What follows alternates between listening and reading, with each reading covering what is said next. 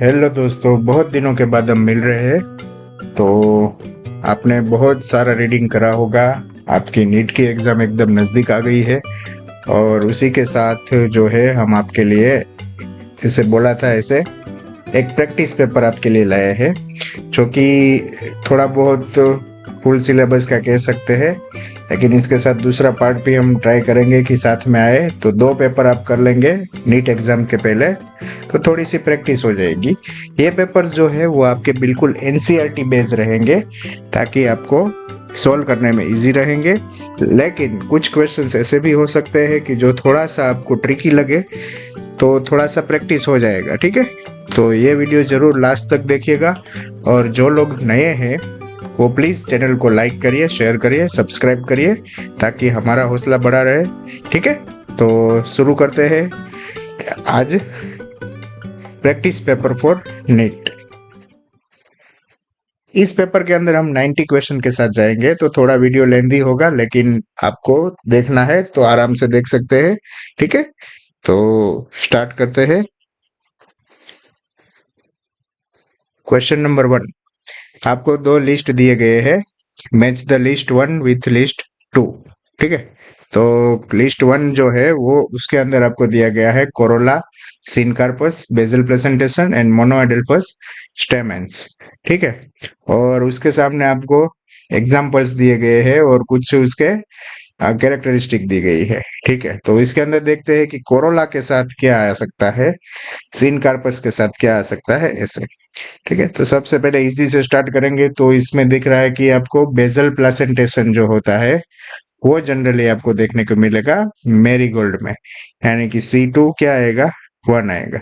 उसके बाद देखें अगर, तो सीन कार्पस जो होता है वो क्या रहेगा, तो ओके, कार्पल्स आर फ्यूज्ड। ठीक है, और उसके बाद आता है आपका मोनोएडल्फस स्टामेंस, जो कि आपको चाइना रोज में देखने को मिल जाते हैं। लास्ट क्या बचा आपका कोरोला, जो कि कैसा शेप में रहेगा, व्हील शेप में रहेगा। तो इसके अकॉर्डिंग अगर देखा जाए, तो आंसर इसके अंदर क्या रहता है, 4 के साथ आता है ए, फिर 2 के साथ आता है बी, फिर 1 के साथ आता है सी, और 3 के साथ आता है डी। तो 4 2 1 3 ऐसा आपको कहीं दिख रहा है, 4 2 1 3? यस, नंबर 1 पे ही है, तो आंसर आपका कौन सा रहेगा, नंबर 1। आगे चलते हैं।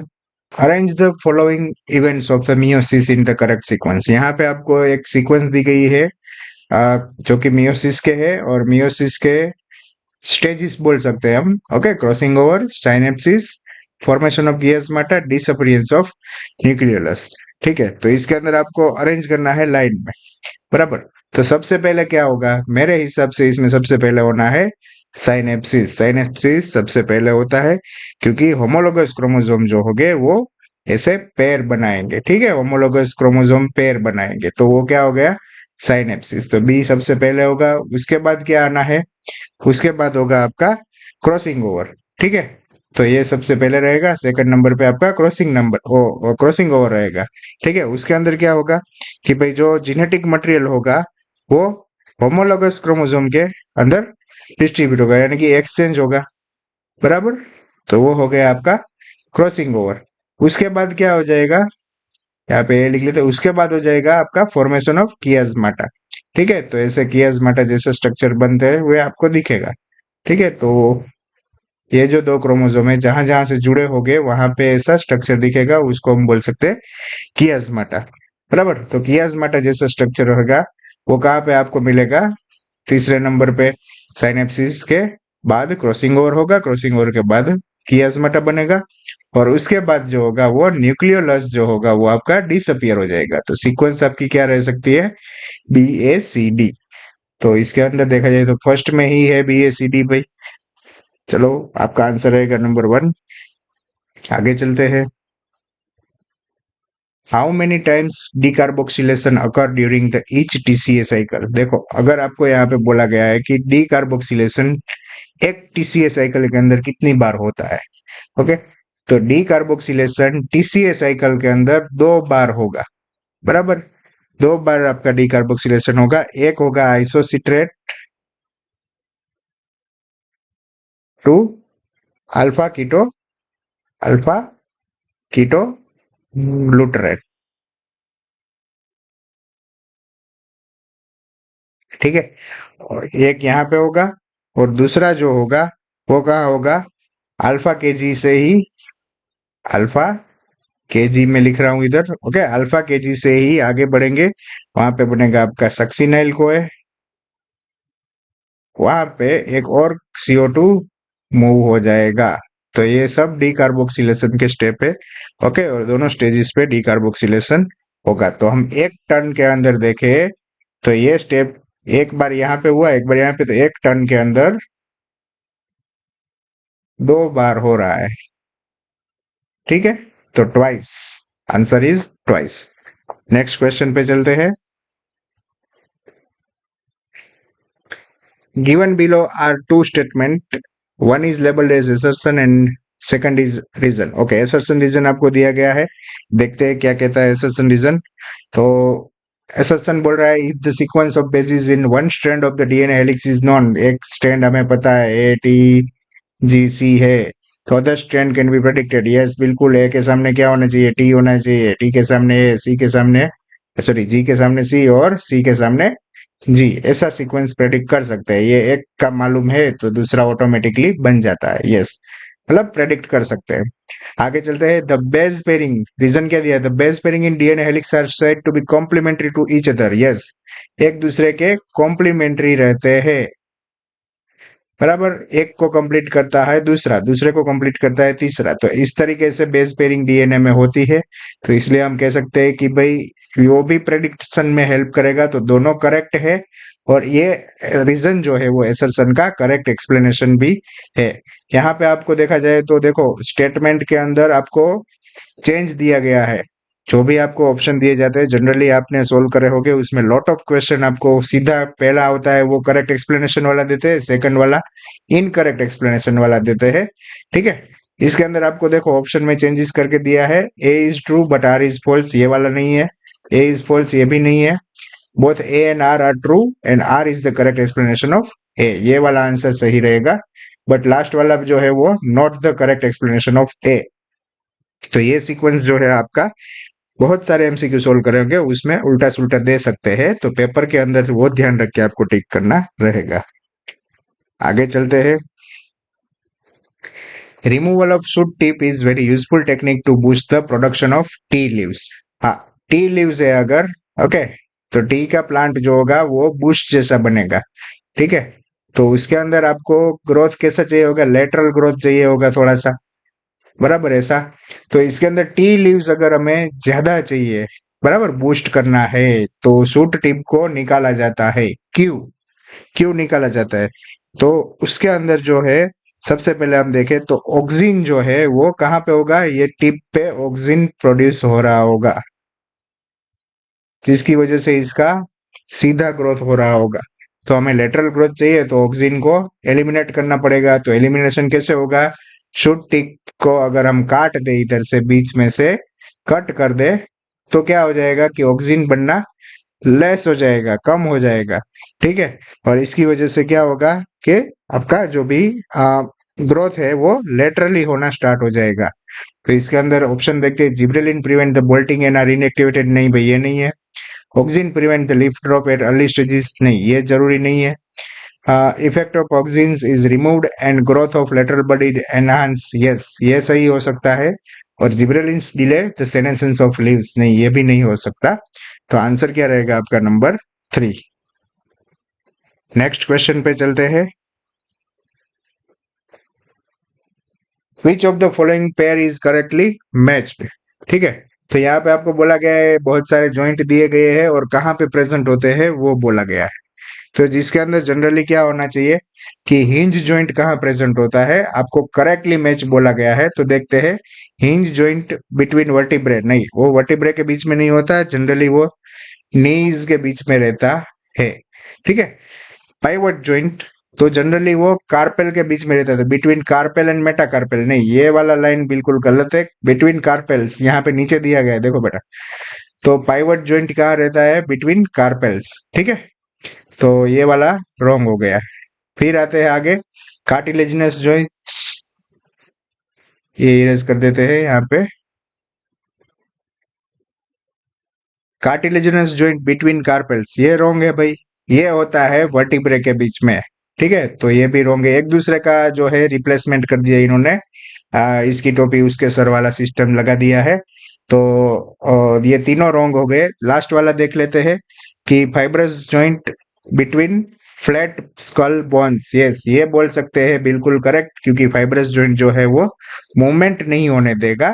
तो आपका आंसर क्या रहेगा? नंबर 4। आगे चलते हैं। Assertion reason.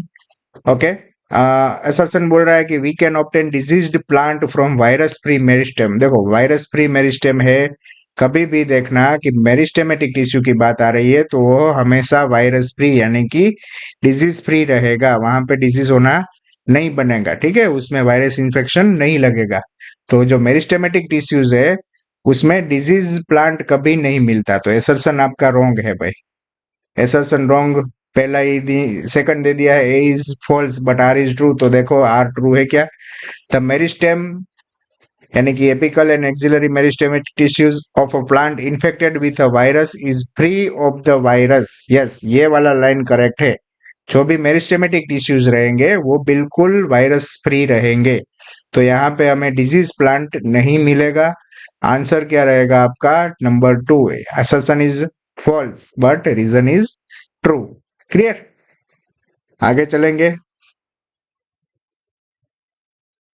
Okay, which of the following statement is correct? आपको स्टेटमेंट दिए है 7 primary spermatocyte and oogonia can produce.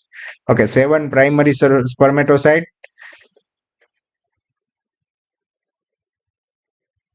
And 7 oogonia, ये आपको दिया गया है। और वो क्या प्रोड्यूस करे? 7 स्पर्मेटोजुआ एंड 28 ओवा। ये देखा जाए तो गलत है भाई, ये पहली लाइन ही गलत है। आपको करेक्ट पूछा गया है 7 प्राइमरी स्पर्मेटोसाइट से 28 स्पर्मेटोजुआ बनेंगे, स्पर्मेटोजुआ, एंड 7 उगोनिया से 7 ओवा बनेंगे। ठीक है, तो ये पहला वाला लाइन रॉन्ग है, इधर पे 28 आना था, इधर पे 7 आना था। आगे चलते हैं। MTP between 12 to 24 weeks require the opinion of 2 registered medical personnel, यानी कि मेडिकल डॉक्टर्स जो रहेंगे वो रजिस्टर होने चाहिए और कम से कम 2 ओपिनियन चाहिए, तब जाके आपका 12 से 24 वीक्स वाला जो है वो उसका एमटीपी करवा सकते हैं। तो ये वाला लाइन बिल्कुल सही है। आगे चलेंगे। Infection by pathogen can be detected by the presence of antigen or by detecting the antibodies synthesized against the pathogen. बिल्कुल सही है। By PCR it is wrong. It is ELISA method here. Okay, enzyme linked immunosorbent assay. Enzyme linked immunosorbent assay. तो ये वाला जो है PCR से नहीं होगा, एलिसा से होगा। And HCG release by posterior pituitary, नहीं भाई, यहाँ पे आएगा आपका प्लेसेंटा। ठीक है, ये जो है एचसीजी प्लेसेंटल हार्मोन है। तो during development of foetus placenta बनेगी, तब जाके ये एचसीजी रिलीज होगा। तो answer number 2 is correct here. आगे चलेंगे। Which of the following factors decreases the renin secretion? Renin का सिक्रीशन कौन कम करता है? इंक्रीज ब्लड प्रेशर जरूर करेगा, इंक्रीज प्लाज्मा, सोडियम कंसंट्रेशन ये भी कर सकता है, और एट्री नेट्रियोटिक फैक्टर। ठीक है, तो एट्री यानी कि एट्रियल नेट यूरेटिक फैक्टर। ठीक है, तो ये कर सकता है, तीनों कर सकते हैं। तो इसके अंदर हम आंसर क्या ले सकते हैं? नंबर 1 2 एंड 3 तीनों correct. Number 1 is the answer. ठीक है, हाई ब्लड प्रेशर अगर रहेगा तो वहां पे आपको रास मैकेनिज्म जो है वो एक्टिव हो जाएगा। ओके, एक्टिव सॉरी एक्टिव होगा नहीं, लेकिन एक्टिव कम होगा। ठीक है, यानी कि उसकी एक्टिविटी जो होगी वो कम होना स्टार्ट हो जाएगी। ठीक है, तो रेनिन जो है वो कम बनेगा। ठीक है, तो डिक्रीज करेगा उसको। दूसरा जो है आपका सोडियम कॉन्सेंट्रेशन अगर प्लाज्मा में इंक्रीज हो गया तो वो सिग्नलिंग करेगा कि भाई रेनिन का प्रोडक्शन कम कर दो, बंद कर दो। और बचा क्या आपका? एएनएफ। तो एएनएफ जो है वो इनहिबिट करता है, वो check mechanism on renin angiotensin mechanism. ठीक है, तो इसके अकॉर्डिंग आंसर क्या रहेगा आपका? Number 1।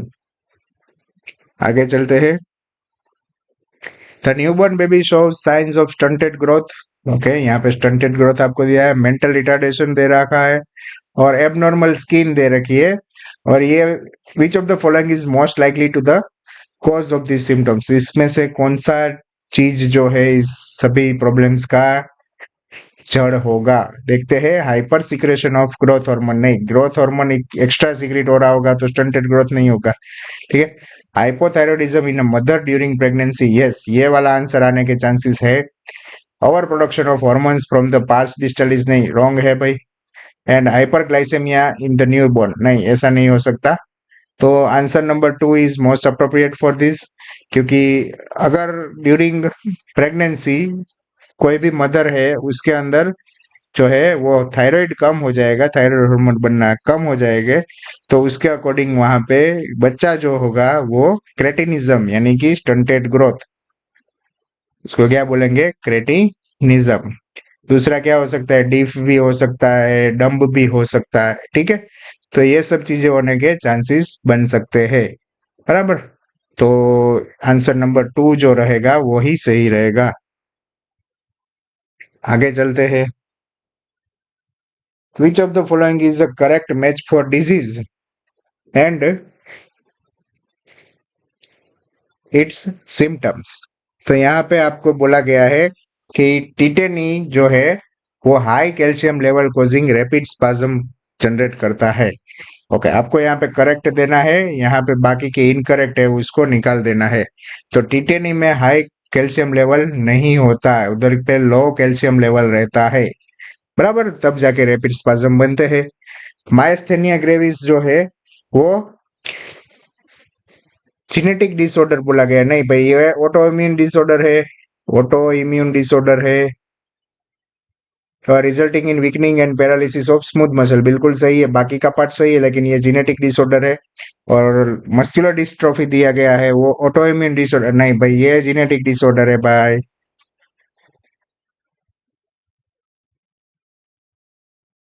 Causing the progressive degeneration of skeletal muscle, बिल्कुल सही।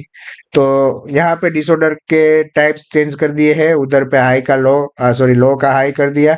तो पहले तीनों रॉन्ग हो गए। आर्थराइटिस क्या बोल रहा है, इन्फ्लामेशन ऑफ जॉइंट्स, बिल्कुल सही है, इसमें कुछ चेंज नहीं करा और ये वाला सही आंसर आपका रह सकता है। बराबर। तो इसके अंदर देखा जाए तो ये शायद मुझे लग रहा है कि ये वाला जो है वो PYQ का भी क्वेश्चन है। ठीक है, प्रीवियस ईयर में ये पूछा गया था क्वेश्चन और इसके अंदर आपको आंसर सेम दिया गया है। आगे चलेंगे। How many filament of tropomyosin run close to the F actins through its length.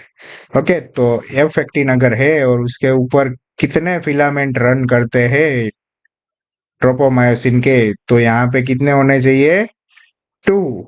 बराबर। तो 2 फिलामेंट्स जो है वो एक्टिन के रन करेंगे। यहाँ पे एक्टिन फिलामेंट जो रहेगा वो कैसा रहेगा, थिन फिलामेंट रहेगा। बराबर। तो इसके अकॉर्डिंग हम देखें अगर, तो हेलिकली वाउंड होता है, जैसे कि इसमें आपको ड्रॉ करके मैंने दिखाया है, वो 2 filament of tropomyosin.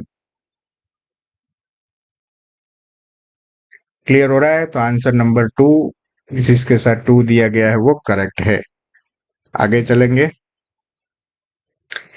Read the following statements 1 to 4।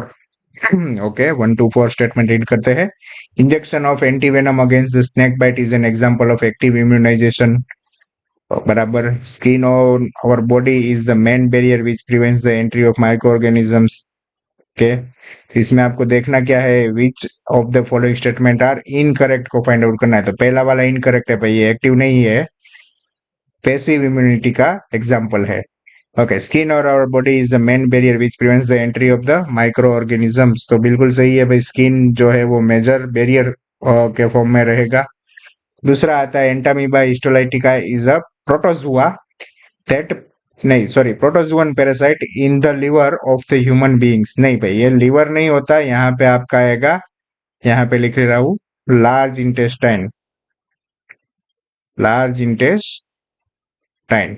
ठीक है, तो लार्ज इंटेस्टाइन के अंदर रहता है। तो आपका फर्स्ट वाला रॉन्ग है, सेकंड वाला करेक्ट है, थर्ड वाला रॉन्ग है। Mary Mellon was a typhoid carrier who continued to spread typhoid for several years through the food she prepared. बिल्कुल सही है भाई। आपको इनकरेक्ट पूछा गया है, इनकरेक्ट है 1 और 3। 1 एंड 3 वाले जो है वो ऑप्शन आपको सिलेक्ट करना, 1 एंड 2 नहीं, 3 एंड 4 नहीं, 1 and 3 only. Yes, number 3 is correct and that it is correct answer. आगे चलते हैं। Tidal volume and expiratory reserve volume of an athlete is 500 ml and 100 ml। आपको बोला गया है टाइडल वॉल्यूम कितना है, 500 ml। एक्सपिरेटरी रिजर्व वॉल्यूम जिसको हम ERV लिखेंगे वो कितना है, 1000 ml respectively. What will be his expiratory capacity, हमें बोला गया है EC if the residual volume is 1200 ml। अब इस क्वेश्चन के अंदर आपको मेरे हिसाब से ये रेसिडुअल वॉल्यूम जो है उसका कोई काम इधर नहीं है, क्योंकि EC is equal to TV plus ERV। ठीक है, तो आपको टीवी दे रखा है, ERV दे रखा है, दोनों का टोटल लगा दो, EC आ जाएगा। क्या रखा है, 1500 ml, यानी कि आंसर नंबर 1 इज करेक्ट। देखो, आपको गुमराह करने के लिए इधर पे एक क्वेश्चन में थोड़ा सा पार्ट एक्स्ट्रा ऐड कर दिया जिसका कोई रोल है ही नहीं। तो ऐसे पार्ट्स आ सकते हैं जिसका कोई रिक्वायरमेंट हमें नहीं है, इसको कैंसल आउट कर दो और बाकी का पार्ट जो जरूरी है उसको देखोगे तो आंसर आपको डायरेक्टली सही मिल जाएगा। आगे चलते हैं। How many technologies in the list given below perform in vitro fertilisation. आपको बोला गया है इन विट्रो फर्टिलाइजेशन, ठीक है, इन विवो नहीं बोला गया है। तो इसमें से दी गई है टेक्निक, उसमें से कौन सी टेक्निक है जो कि आपको, सॉरी कौन सी नहीं, कितनी है। तो आपको पहले देखना होगा कि कौन सी है, तब जाके आपको पता लगेगा। तो हम यहाँ पे लिख लेते हैं पहले तो GIFT, ICSI, IUT, AI and IUI। इन सभी के फुल फॉर्म आपको अभी तो पता लग चुके होंगे क्योंकि इतना सारा रीडिंग करा है। तो मैं अभी फुल फॉर्म आपको बता देता हूँ। Gamete intrafallopian tube transfer.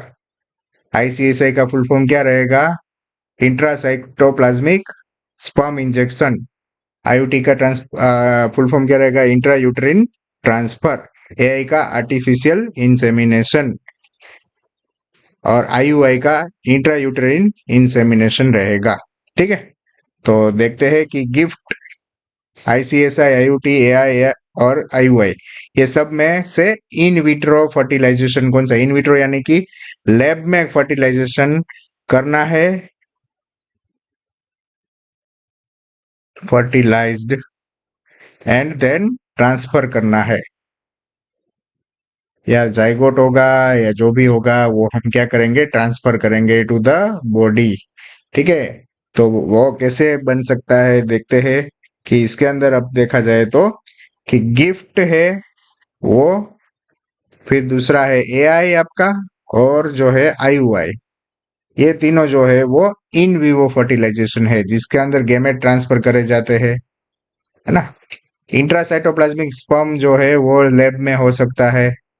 ठीक है, इंट्रा यूट्रिन ट्रांसफर, तो यूट्रिन में क्या ट्रांसफर करेंगे हम, जाइगोट ही ट्रांसफर करेंगे। तो फर्टिलाइजेशन कहाँ करवाया होगा हमने, लैब में। तो इसमें आपको 1 एंड 2 दो चीजें दी गई है, वो इन विवो दी गई है। ठीक है, तो दो इन विवो है और बाकी के जो बचे वो सब क्या है, इन विट्रो। तो इन विट्रो को कितने हैं यहाँ पे आपके, गिफ्ट, सॉरी ये वाला भी जो है वो आपका इन विट्रो नहीं होगा। ठीक है, ये इन विवो भी नहीं कह सकते। ठीक है, तो यहाँ पे रहेगा आपका नंबर 2। ठीक है, 2 नंबर इज करेक्ट आंसर, क्योंकि यहाँ पे आपके बचे जो है वो ICSI, intracytoplasmic sperm and IUT, ये दोनों जो है वो आपके लैब में हो रहे हैं। ठीक है, तो इसके अकॉर्डिंग आंसर आपका रहेगा नंबर 3। बराबर, ये दोनों जो है वो आपके इन विट्रो फर्टिलाइजेशन के है, बाकी में फर्टिलाइजेशन जो है बॉडी के अंदर होता है। तो बॉडी के इन बॉडी फर्टिलाइजेशन अगर हो रहा है, लाइसेशन लगते हैं, चलो कोई बात नहीं, अगर बॉडी के अंदर हो रहा है तो इसको बोलेंगे इन विवो। ठीक है, और अगर हो रहा है कि भाई इन लैब फर्टिलाइजेशन, तो वो क्या हो जाएगा, इन विट्रो। बराबर, तो number 2 is the correct answer.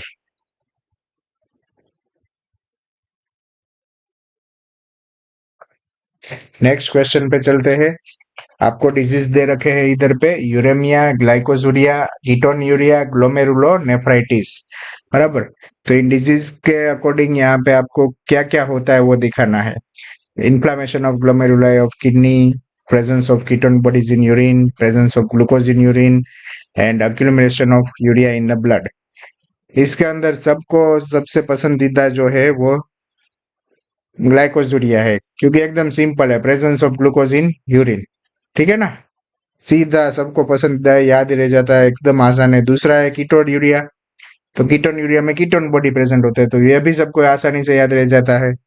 बराबर, उसके बाद रहता है आपका थोड़ा बहुत बचा हुआ यूरेमिया, है ना। तो ब्लड के अकॉर्डिंग जो भी आपका डिजीज है उसके अंदर मिया लगता है पीछे, तो यहाँ पे नंबर 4 पे चले जाएंगे, accumulation of urea in a blood, जो कि यूरेमिया कहा जाता है, बिल्कुल सही है। और ग्रोमेलुरो, हाँ सॉरी, ग्लोमेरुलो नेफ्राइटिस, जो कि inflammation of the glomeruli of the kidney, तो बिल्कुल सही है भाई ये। तो देखते हैं कि कहाँ पे क्या आया है। ए के सामने 4, बी के सामने 3, सी के सामने 2 एंड 4, यानी कि डी के सामने 1। तो 4 3 2 1, 4 3 2 1, यहाँ पे आपको सेकंड नंबर पे दिया गया है, तो सेकंड नंबर करेक्ट आंसर रहेगा। आगे चलते हैं। Given below are two statement, one is assertion and second is reason. बराबर है, ठीक है। तो फर्स्ट वाला दिया गया है, osmolarity of the fluid increases towards the inner medullary interstitium. यहाँ पे आपको जो बोला गया है वो वाला जो है पार्ट बिल्कुल सही है, कि भाई osmolarity जो है फ्लूइड की, वो अंदर की तरफ मेड्यूलरी इंटरस्टिशियम की तरफ बढ़ती है। ठीक है, आगे देखते हैं। रीजन क्या है उसका, तो this gradient is caused by the H2O and urea. नहीं, बिल्कुल गलत है। यहाँ पे H2O कोई ग्रेडियंट बनाने में हेल्प नहीं करेगा, यहाँ पे कौन करेगा हेल्प, आपका NaCl। ठीक है, तो NaCl एंड यूरिया जो है वो ग्रेडियंट बनाने में हेल्प करते हैं। तो यहाँ पे आपका जो एसर्शन है वो क्या है, ट्रू है, रीजन जो है वो फॉल्स है। तो आंसर क्या रहेगा, assertion is true but reason is false, 1 number is correct. आगे चलेंगे। Which of the following statement are correct. Okay, is are correct, यानी कि कोई करेक्ट होगा या नहीं होगा ये देखते हैं। चलो, PCR and ELISA are non techniques, sorry are key techniques use to early diagnosis. बिल्कुल सही है भाई, ये राइट है।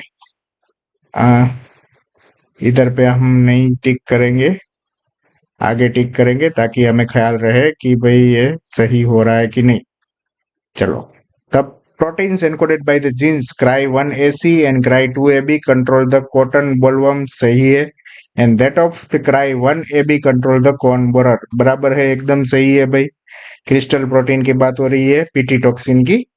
आगे चलते हैं। The source of the complementary RNA in RNAi could be from an infection by the viruses having RNA genomes, बिल्कुल सही लाइन लिखी है। तो भाई इसमें तो all of this he answer आना चाहिए, क्योंकि तीनों करेक्ट है, तो आंसर नंबर 4 इज करेक्ट। ठीक है, तो आंसर नंबर 4 क्या रह जाएगा आपका, सही आंसर, क्योंकि तीनों करेक्ट है। आगे चलते हैं। विच of the following statement is incorrect, उसमें आपको करेक्ट पूछा था, इसमें इनकरेक्ट पूछ रहा है। चलो देखते हैं। Mammals have the ability to produce concentrated urine, यहाँ पे इनकरेक्ट को हाईलाइट कर लेते हैं। कंसंट्रेटेड यूरिन मैमल्स कर सकता है, yes. The flow of filtrate in two limbs of Henle's loop in opposite direction and forms the counter current, बिल्कुल सही है भाई। Henle's loop and vasa recta play significant role in concentrating the urine, बिल्कुल सही है। Last वाला बच्चा वही इनकरेक्ट होगा, देखते हैं क्या है। Flow of the filtrate through Vasa रेक्टा also follow the counter current pattern, इसमें कहाँ प्रॉब्लम लग रहा है। एक बार फिर रीड करते हैं। Flow of the filtrate, okay, filtrate नहीं होता, इधर पे आएगा आपका ब्लड। ठीक है, blood through Vasa रेक्टा also follow the counter current pattern. ठीक है, तो आंसर क्या रहना चाहिए आपका, नंबर 4। छोटी सी मिस्टेक आपके एक एक्स्ट्रा मार्क ले जाएगी, तो प्लीज ध्यान रख के आंसर टिक करिएगा। Identify the given structure and choose the correct function of x. आपको एक्स बोला गया है, तो ये क्या है एक्स? ये आपको छोटे डॉट जैसे दिख रहे हैं, वो थायराइड के पीछे लगे होते हैं, उसको क्या बोलते हैं हम? पैराथायरॉइड। क्लियर? तो उसके अंदर देखा जाए तो पैराथायरॉइड ग्लैंड का फंक्शन इसके अंदर दिया है regulation of the basal metabolic rate, वो वाला नहीं है भाई। Stimulates the reabsorption of calcium by the renal tubules, ये वाला आंसर आ सकता है। Promote the production of antibody, नहीं भाई, इसका कोई रोल नहीं है। Regulation of the 24 hour rhythm of the body, नहीं, ये भी नहीं है। तो आंसर नंबर 2 वाला जो है वो बिल्कुल सही आंसर रहेगा। ठीक है, तो ऐसे क्वेश्चन बहुत अच्छे से पूछते हैं ये लोग। आप फंस जाते हो तो इसमें फंसना नहीं है। यहाँ पे फिर से स्टेटमेंट बेस वाला आ गया है। आपको बोला गया है कि भाई in pteridophytes the main plant body is sporophyte, बिल्कुल सही है बराबर। कि भाई टेरिडोफाइट में मेन प्लांट बॉडी जो रहेगा स्पोरोफाइट रहेगा। स्टेटमेंट 1 करेक्ट है। They are the first terrestrial plant to possess vascular tissues, that is xylem and phloem, बिल्कुल सही है भाई, दोनों स्टेटमेंट आर करेक्ट। इसके अंदर आपको मोस्ट अप्रोप्रिएट आंसर देना है yes. Statement 1 is correct and statement 2 is incorrect, wrong. 1 is correct, but no, it is also wrong. Both statement 1 and 2 are correct. ये वाला सही है। Answer number 3 is right. The innermost wall layer of the anther in angiosperms is bilobe in nature, नहीं भाई। Generally have one nucleus.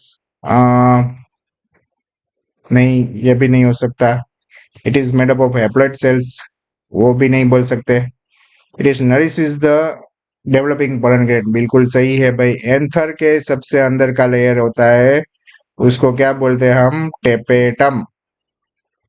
ठीक है, और tapetum layer जो है वो नरिशमेंट में हेल्प करता है, वो हैप्लॉइड सेल से नहीं बना होता, उसके पास मल्टीन्यूक्लियस हो सकता है, और बायलोब इन नेचर वाला पार्ट है ही नहीं। तो answer number 4 is correct answer.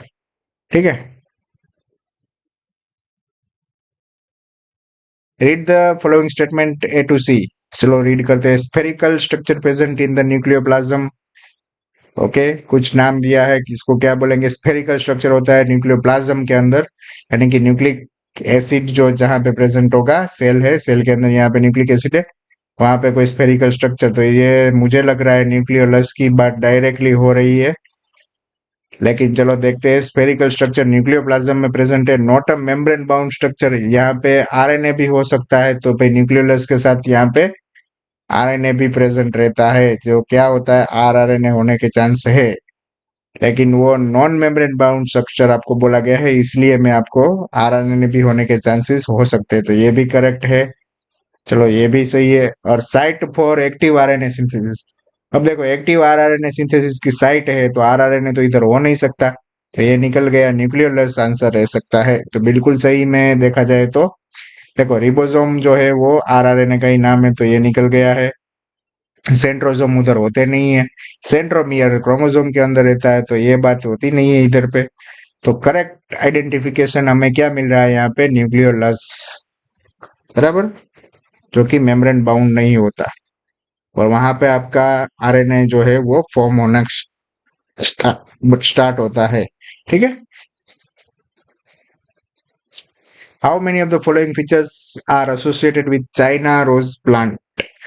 China rose के प्लांट के अंदर क्या क्या होगा, तो देखते हैं चलो। अल्टरनेट फाइलोटेक्सी होता है, फिर मोनोएडेल्फस स्टेमेंस जो है वो होते हैं, ट्विस्टेड एस्टिवेशन ऑफ कोरोला। ठीक है, यहाँ पे वेलवेट आपको दिया है, तो ट्विस्टेड एस्टिवेशन रहेगा, एंड एक्सेल प्लेसेंटेशन रहता है। तो ये जो है आपका ट्विस्टेड एस्टिवेशन वाला पार्ट जो है वो यहाँ पे आपको रॉन्ग दिया है। ए बी एंड डी तीनों करेक्ट दिए हैं, तो आंसर नंबर जो है वो 2 रहेगा। ठीक है, वेलवेट की जगह पे क्या हो जाएगा? ट्विस्टेड, ये वाला रॉन्ग है।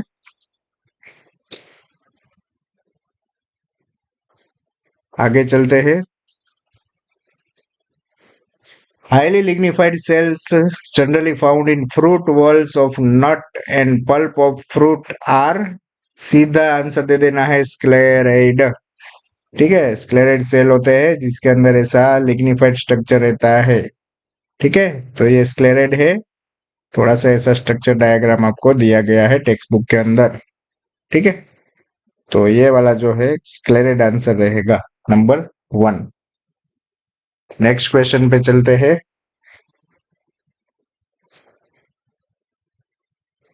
आफ्टर टेलोफेज 2 इन मियोसिस साइटोकाइनेसिस प्रोड्यूस। और ये सिंपल सा क्वेश्चन है, लेकिन सिंपल जितना है उतना ही हार्ड होने के चांस हो सकते हैं। टेलोफेज 2 कंप्लीट हो रहा है यानी कि मियोसिस खत्म हो रहा है, 4 सेल बन रहे हैं, तब की बात हो रही है। तो क्या होगा, 4 सेल यानी कि 2 वाला निकल गया, 2 वाला निकल गया, 4 हैप्लॉइड बनेंगे कि डिप्लॉइड। मियोसिस है तो हैप्लॉइड बनेंगे, आंसर नंबर 3 रहेगा। इसको ज्यादा जल्दबाजी में सोल्व नहीं करना है, एकदम इजीली आपको देखना रहे। ठीक है, जल्दबाजी करेंगे तो फंसेंगे, वरना बच जाएंगे।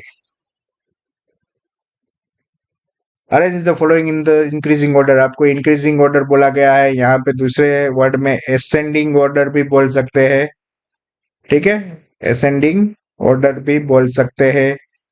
इंक्रीजिंग या फिर डिक्रीजिंग होगा तो डिक्रीजिंग के समय वो डिसेंडिंग ऑर्डर बोलेंगे। ठीक है, तो आपको यहाँ पे बोला गया है इंक्रीजिंग ऑर्डर, तो इंक्रीजिंग ऑर्डर में सबसे पहले जो होगा वो सबसे छोटा वाला आएगा, यानी कि सबसे नीचे कौन है, स्पीसीज। उसके ऊपर कौन आएगा, जीनस। उसके ऊपर कौन आएगा, फैमिली।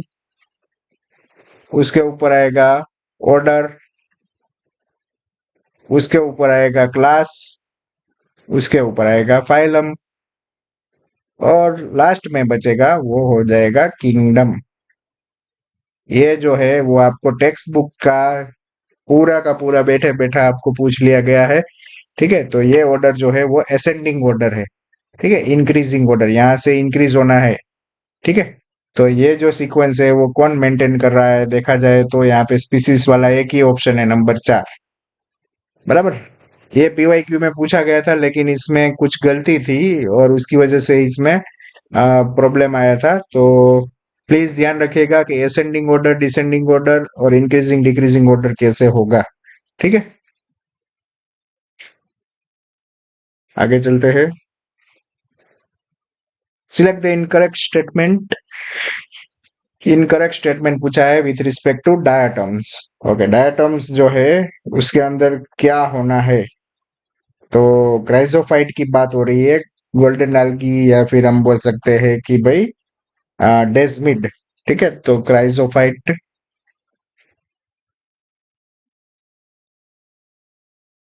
उसकी बात हो रही है। देखते हैं। Cell wall embedded with silica. जी हाँ, बिल्कुल रहता है। Cell walls form two thin overlapping shells, बिल्कुल करते हैं। डायटम बिलोंग टू क्राइसोफाइट्स, करते हैं भाई। सॉरी, मेरा मिस्टेक है यहाँ पे स्पेलिंग का। और diatoms are found only in marine environment, नहीं भाई, मरीन नहीं होता वो, यहाँ पे वो फ्रेश वाटर में भी पाए जाते हैं। मरीन एंड फ्रेश एनवायरनमेंट में होते हैं, तो ये वाला लाइन रॉन्ग हो गया, बाकी सब सही है। Incorrect statement number 4। सिंपल रखना है आपको, इनकरेक्ट करेक्ट पूछा जाए तो आपको आइडेंटिफाई करना है पहले जो पूछा गया है वो, उसके बाद आपको सोल्व करना है कि कौन सा करेक्ट है कौन सा इनकरेक्ट है, और उसके बाद फिर से एक बार क्वेश्चन देखना है और आंसर आपको टिक करना है। Mutualism between two interacting species in nature is seen in.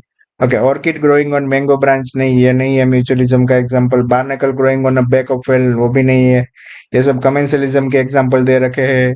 Kettle इग्रेटन, grazing cattle, नहीं भाई ये भी नहीं है। और फिग ट्री एंड वास्प, ये बिल्कुल म्यूचुअलिज्म का है।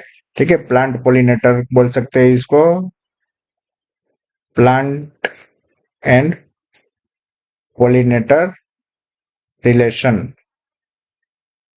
ठीक है, तो ये वाला म्यूचुअलिज्म का एग्जांपल कह सकते हैं।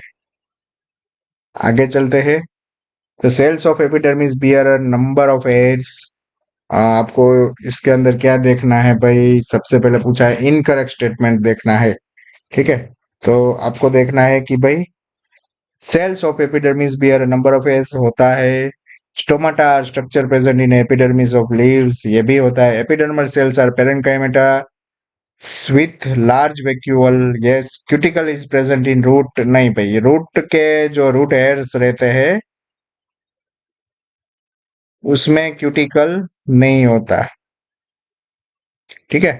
तो ये वाला पार्ट जो है वो रॉन्ग हो गया, बाकी के सब करेक्ट है। 1 2 3 are correct, 4 number is wrong. तो आंसर हो जाएगा आपका number 4 is wrong. Okay, 4 only ये वाला ही है, first answer is correct. Angiotensin 2 is responsible for all of the living, ठीक है। तो फॉलोइंग जो आपको दिया गया है उसके अंदर से एक्सेप्ट बोला गया है। देखो, angiotensin 2 is responsible for all, इन सभी के लिए है, लेकिन किसके लिए नहीं है वो आपको बोला गया है, ठीक है। तो एंजियोटेंसिन 2 जो है वो वासोकंस्ट्रिक्शन के लिए जवाबदार है, हाँ बिल्कुल है।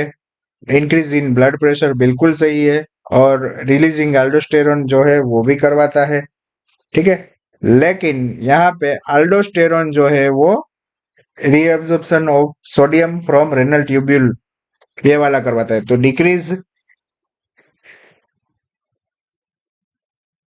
Decrease reabsorption of sodium from renal tubule जो है वो आपका एंजियोटेंसिन 2 नहीं करवाएगा। तो ये वाला आंसर आपका यहाँ पे रॉन्ग दिया गया है। तो एक्सेप्ट यानी कि आपको गलत है वो निकाल देना है, तो ये वाला पार्ट नहीं करता, ठीक है। तो इसको हम निकाल देंगे। तो आंसर नंबर 4 रहेगा।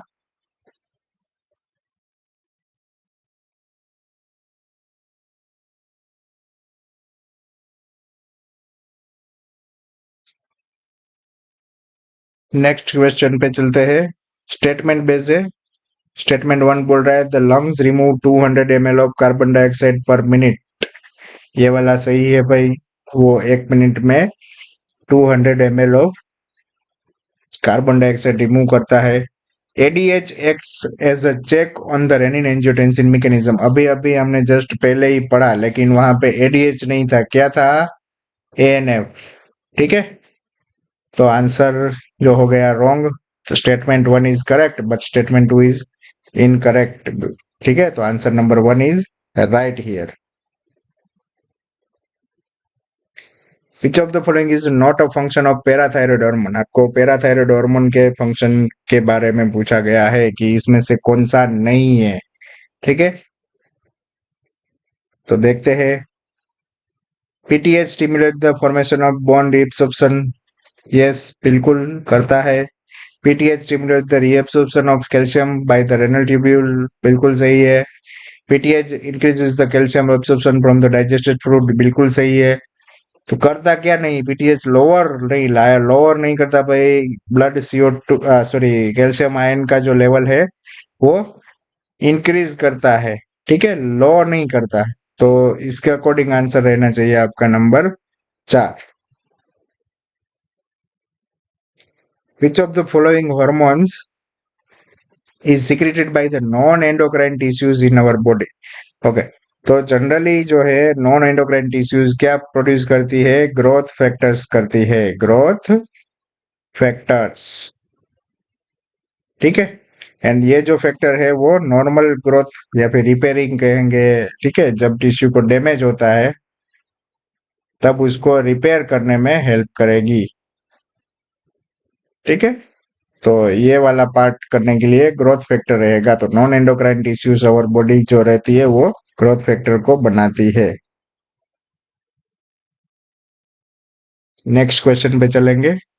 Goitre is the pathological condition associated with, तो गोइटर होता किससे है भाई? वो थायरोक्सिन से होगा। प्रोजेस्टेरोन, थाइमोसिन, टेस्टोस्टेरोन उससे कहीं से नहीं, थायरोक्सिन आंसर आएगा इसके अंदर, क्योंकि थायराइड ग्लैंड के अंदर से रिलीज होता है। थायराइड ग्लैंड के अंदर से रिलीज होता है, ठीक है। तो answer number 4 is correct. Next question पे चलते हैं। If the Kelvin cycle is to continue uninterrupted, then from the following which stage is crucial? Okay, अगर इसको केल्विन साइकिल को रेगुलर चलता रहना है तो कौन सा स्टेज जो है क्रूशियल है? मेरे हिसाब से रीजनरेशन स्टेज आंसर रहना चाहिए, क्योंकि अगर रीजनरेशन आरयूबीपी का नहीं होगा तो केल्विन साइकिल आगे नहीं बढ़ पाएगा, तो इसका रीजनरेशन करवाना जरूरी है। ठीक है, तो regeneration stage is the correct answer here. आगे चलेंगे। Identify the group of protist to which of the organism in the given image belongs। ये कौन सी इमेज, मतलब कि ये कौन सा स्ट्रक्चर आपको दिया गया है, एग्जाम्पल क्या है इसमें। ठीक है, तो इसके अंदर आपको जो स्ट्रक्चर दिया गया है वो कौन सा है, तो ये टेक्स्ट बुक के अंदर से बैठा बैठा आपको स्ट्रक्चर दे दिया गया है, जो कि आपका डायनोफ्लैजेलेट का है।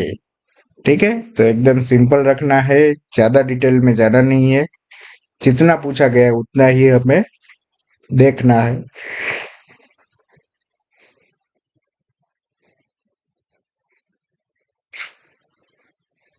Mendel selected blank true breeding plant varieties as pairs which were similar except for one character with contrasting trait।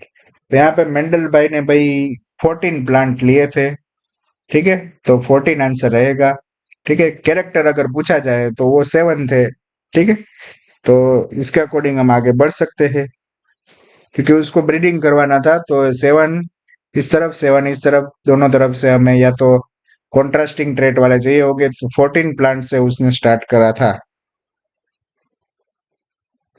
Simple है, लेकिन सोचने वाली बात है कि बहुत सारे बच्चे डायरेक्ट 7 लिख के आ जाएंगे और फिर बोलेंगे कि हमारा सही था, लेकिन सही 14 आंसर रहता है। इंटरेस्टिंग क्वेश्चन आया। Colorblind female marries a man whose mother was also colorblind. What are the chances of her progeny having color blindness? तो कलर ब्लाइंडनेस जो है वो होगा कैसे? ये कंडीशन होती है तब जाके कलर ब्लाइंडनेस प्रोड्यूस होता है। तो आपको बोला गया कलर ब्लाइंड फीमेल, तो हमने लिख लिया कलर ब्लाइंड फीमेल, लेकिन एक मैन को मैरी करती है तो मेल मेल की मदर कैसी है वो देख लेते हैं। मेल की mother was also colour blind. ठीक है, तो ये जो है हम कह सकते हैं कि मेल का फादर जो है वो कलर ब्लाइंड हो या ना हो, लेकिन मेल के अंदर कलर ब्लाइंडनेस का जीन आएगा, क्योंकि मदर के पास दोनों जीन जो है, एक्स क्रोमोसोम जो है वो कैसे है, कलर ब्लाइंडनेस वाले। तो फादर भी कलर ब्लाइंड हो गया। अब देखते हैं कि इसके प्रोजेनी बनेंगे वो कैसे बनेंगे। तो एक्स सी एक प्रोजेनी, दूसरा प्रोजेनी भी एक्स सी, तीसरा प्रोजेनी भी एक्स सी वाई एंड चौथा प्रोजेनी भी एक्स सी वाई। ठीक है, तो इस कंडीशन के अंदर देखा जाए तो सभी प्रोजेनी आपके यहाँ पे बनेंगे कलर ब्लाइंड। ठीक है, तो 100% रेट से जा सकते हैं। Answer number 1 is correct. आगे चलेंगे। Some organism multinucleate condition arises leading to the formation of syncytium because the karyokinesis is not followed by the cytokinesis। ये टेक्स्ट बुक की बैठी लाइन है, और फिर इसके अंदर कैरियोकाइनेसिस जो है वो साइटोकाइनेसिस के बाद नहीं होगा, इसकी वजह से यहाँ पे हमें मल्टी न्यूक्लिएट कंडीशन मिलेगी। ओके, तो answer number 1 is correct. Choose the incorrect option from the following. Incorrect आपको देखना है, चलो देखते हैं। TRNA is anticodon loop that is basis complementary to the codon, बिल्कुल सही है। टीआरएनए आर कॉल्ड एसआरएनए, यानी कि सोल्यूबल आरएनए बोला जाता है, बिल्कुल सही है भाई। There are 3 tRNA for stop codon, नहीं, स्टॉप कोडन के लिए कोई टीआरएनए नहीं होता, तो third one is incorrect. TRNA is amino acid acceptor and which it bind to the amino acid, बिल्कुल सही है। आंसर नंबर 3 जो रहेगा वो इनकरेक्ट ऑप्शन है और वही सही आंसर है आपका। आगे चलेंगे। The amount of DNA in somatic cell बोला गया है और G2 स्टेज बोला गया है, यानी कि यहाँ पे आपको हो रहा है माइटोसिस। आगे देखते हैं। G2 स्टेज इज 10 पाइकोग्राम, यानी कि G1 S G2 and M phase रहता है। ठीक है, तो उसके अंदर G2 के अंदर आपका 10 पाइकोग्राम दिया गया है। और डीएनए इन इट्स जीवन स्टेज वुड बी, तो जीवन में क्या होगा? अब देखा जाए तो जीवन में कुछ नहीं होता, ठीक है। डबल किस में होता है? सिंथेसिस स्टेज में, तो डबल हो जाएगा इसमें। डबल किसका हुआ है? तो जीवन में जो था उसका कितना मिला है हमें? 10 पाइकोग्राम, तो 10 पाइकोग्राम का हाफ कर देंगे तो कितना मिल जाएगा हमें इधर पे जीवन में? 5 पाइकोग्राम मिल जाएगा, ठीक है। तो जीवन में 5 होगा, उसका डबल होगा, तभी इसके कंप्लीशन के बाद G2 में आपको 10 पाइकोग्राम मिलेगा।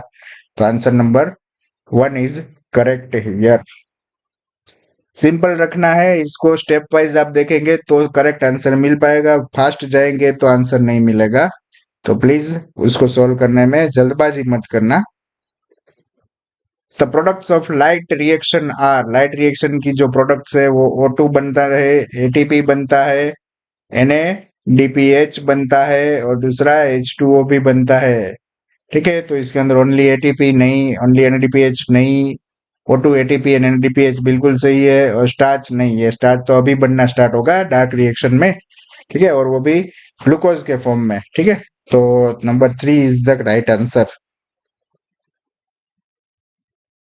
आगे चलेंगे। Identify the incorrect statement. Correct incorrect वाले बहुत सारे स्टेटमेंट बेस्ड क्वेश्चन पूछे जाते हैं, तो प्लीज उसको फूक फूक के सोल्व करिएगा। Majority of the flowering plant produce hermaphrodite flowers, बिल्कुल सही है। Flowering plants have developed many devices to discourage the self pollination and to encourage the cross pollination, बिल्कुल सही है। Pollination does not guarantee the transfer of the right type of pollen, yes ये भी सही है। Continued cross pollination result in a inbreeding depression, नहीं भाई। Continued self pollination अगर होगा तो वाला पार्ट इनब्रीडिंग डिप्रेशन में जा सकता है, तो ये वाला रॉन्ग हो गया। तो इनकरेक्ट ये आपको पूछा गया, नंबर 4 इज इनकरेक्ट। आगे चलेंगे। The Calvin cycle complete in 3 stages, ठीक है। 3 स्टेज में आपका केल्विन साइकिल कंप्लीट होता है, बराबर। तो देखते हैं कि क्या क्या 3 स्टेजेस में वो कंप्लीट होगा। Utilisation of hydrogen atom given by NADPH, इसको हम बोल सकते हैं कि ये रिडक्शन का स्टेज है। Regeneration of primary CO2 acceptor, तो ये तो रीजनरेशन बोल ही दिया। और CO2 कंबाइन विथ रिब्यूलोज बिसफॉस्फेट, तो उसको बोलेंगे हम कार्बोक्सिलेशन। तो आपका कार्बोक्सिलेशन पहले होता है, फिर रिडक्शन होता है, और फिर रीजनरेशन होता है। तो CAB वो वाला सीक्वेंस रहना चाहिए। CAB नंबर 4 में दिया है, जो कि करेक्ट आंसर है। आगे चलेंगे। Read the following statements and find the incorrect one.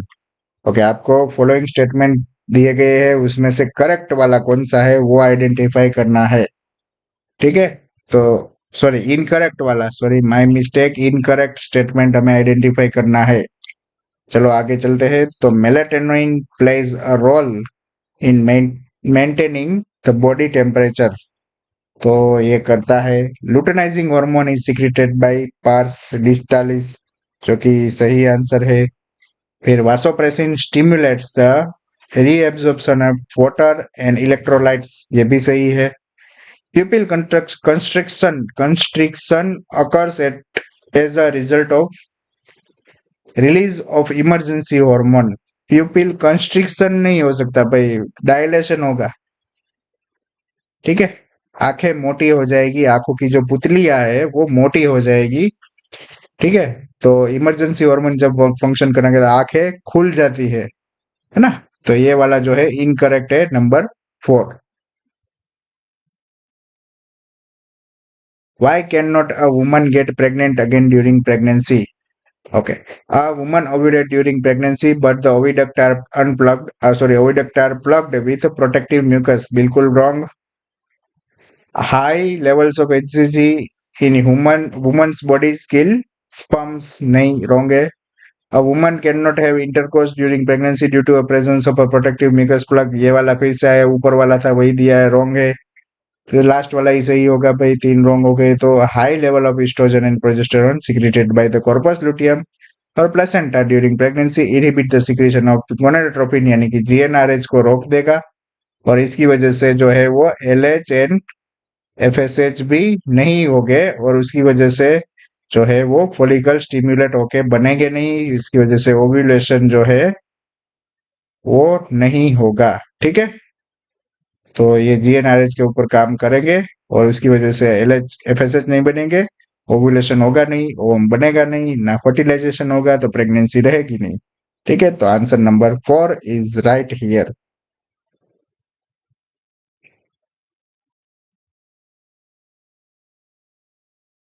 Which of the following statement about embryonic organ development is incorrect? Incorrect, incorrect. तो एम्ब्रियोनिक ऑर्गन डेवलपमेंट अगर हो रहा है तो क्या इनकरेक्ट है, देखते हैं। After first month of pregnancy the embryo's heart is formed, होता है। By the end of 2 months embryo develop the limb and digit, बिल्कुल सही है। By the end of 12 weeks only external genital are fully form, नहीं भाई, इसके अंदर बहुत सारे मेजर जो है ऑर्गन सिस्टम बन गए होते हैं। ठीक है, तो ये वाला रॉन्ग हो सकता है। During the 5th month the first movement of the fetus can be felt, ये वाला सही है, तो आंसर इनकरेक्ट ढूंढना है, नंबर 3 है। ऐसे क्वेश्चन में आपको याद रखना है मंथ, वीक्स, ट्राइमेस्टर्स। ठीक है, ये तीनों वर्ड यूज करके ये लोग घुमा फिरा के पूछते हैं, तो प्लीज ये तीनों वर्ड को याद रखना, month, week and trimester. Days भी पूछ सकते हैं वो, लेकिन डेज में जनरली वो डीप में नहीं जाते, क्योंकि वो खुद भी रॉन्ग होने के चांसेस हो जाते हैं, इसलिए मंथ, वीक एंड ट्राइमेस्टर ये तीनों वर्ड याद रखना। और यहाँ पे नंबर देखना जरूरी है, 2 मंथ या फिर उधर पे बोला गया फर्स्ट ट्राइमेस्टर, क्या बोला गया है उसके अकॉर्डिंग आपको देखना है। ठीक है, तो 12 वीक्स यानी कि फर्स्ट ट्राइमेस्टर कंप्लीट हो रहा है, उसकी बात हो रही है। क्लियर, तो ये वाला जो है आंसर नंबर 3 जो राइट रहेगा, इनकरेक्ट स्टेटमेंट है इसलिए। Read the following statement about synapse. Synapse के बारे में पूछा गया है भाई। ये मान लो एक्सोन है, एक्सोन टर्मिनल है, तो यहाँ पे ये साइनेप्स की बात हो रही है। ठीक है, केमिकल ट्रांसमीटर रिलीज हो गए, ये एक्सेप्ट करेगा, इसकी बातें हो रही है। देखते हैं, इनकरेक्ट स्टेटमेंट आपको बोला गया है कि ढूंढो। इनकरेक्ट यानी कि रॉन्ग वाला। At a chemical synapse neurotransmitter are involve in the transmission of the impulse, बिल्कुल सही है। The conduction of takes place at the electric synapse is very similar to conduction along a single axon, बिल्कुल सही है भाई। impulse transmission across the chemical synapse is always faster, नहीं slower होता है भाई, slower than the electrical synapse। बहुत बार पूछा गया ये क्वेश्चन, पीवाईक्यू का है, slower आएगा इधर पे, तो ये वाला रॉन्ग हो गया। At post synaptic membrane the new potential develop may be excitatory और inhibitory, बिल्कुल सही है, कुछ भी हो सकता है भाई, एक्साइट भी कर सकता है और इनहिबिट भी कर सकता है, तो ये वाला भी सही है। आंसर 3 इज इनकरेक्ट हियर, तो आंसर 3 रहेगा।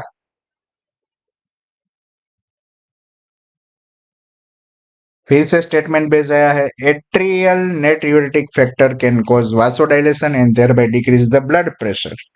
ये वाला जो आपको स्टेटमेंट दिया है, वो वाला स्टेटमेंट बिल्कुल सही दिया गया है।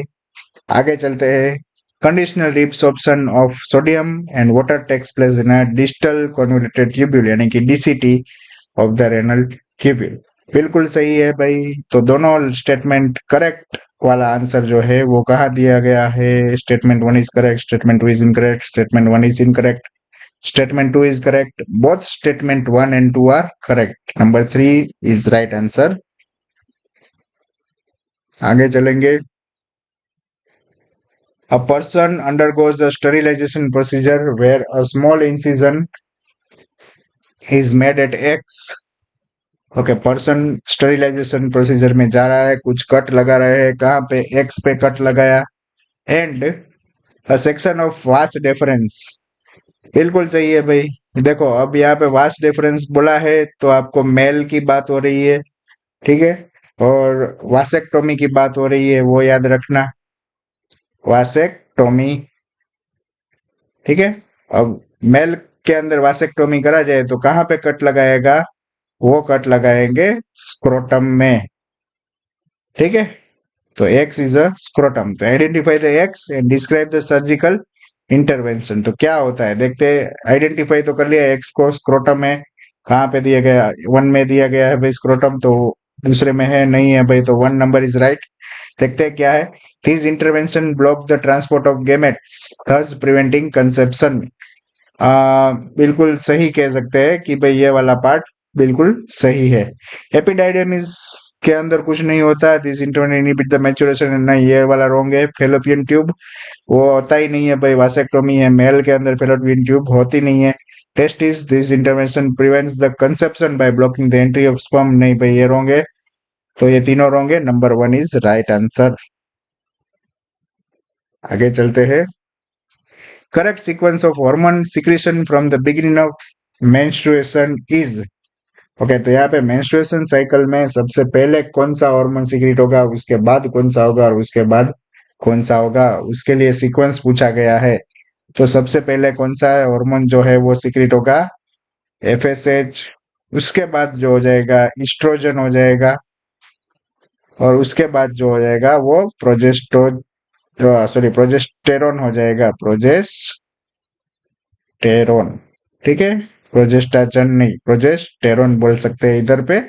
तो ये सीक्वेंस रहनी चाहिए।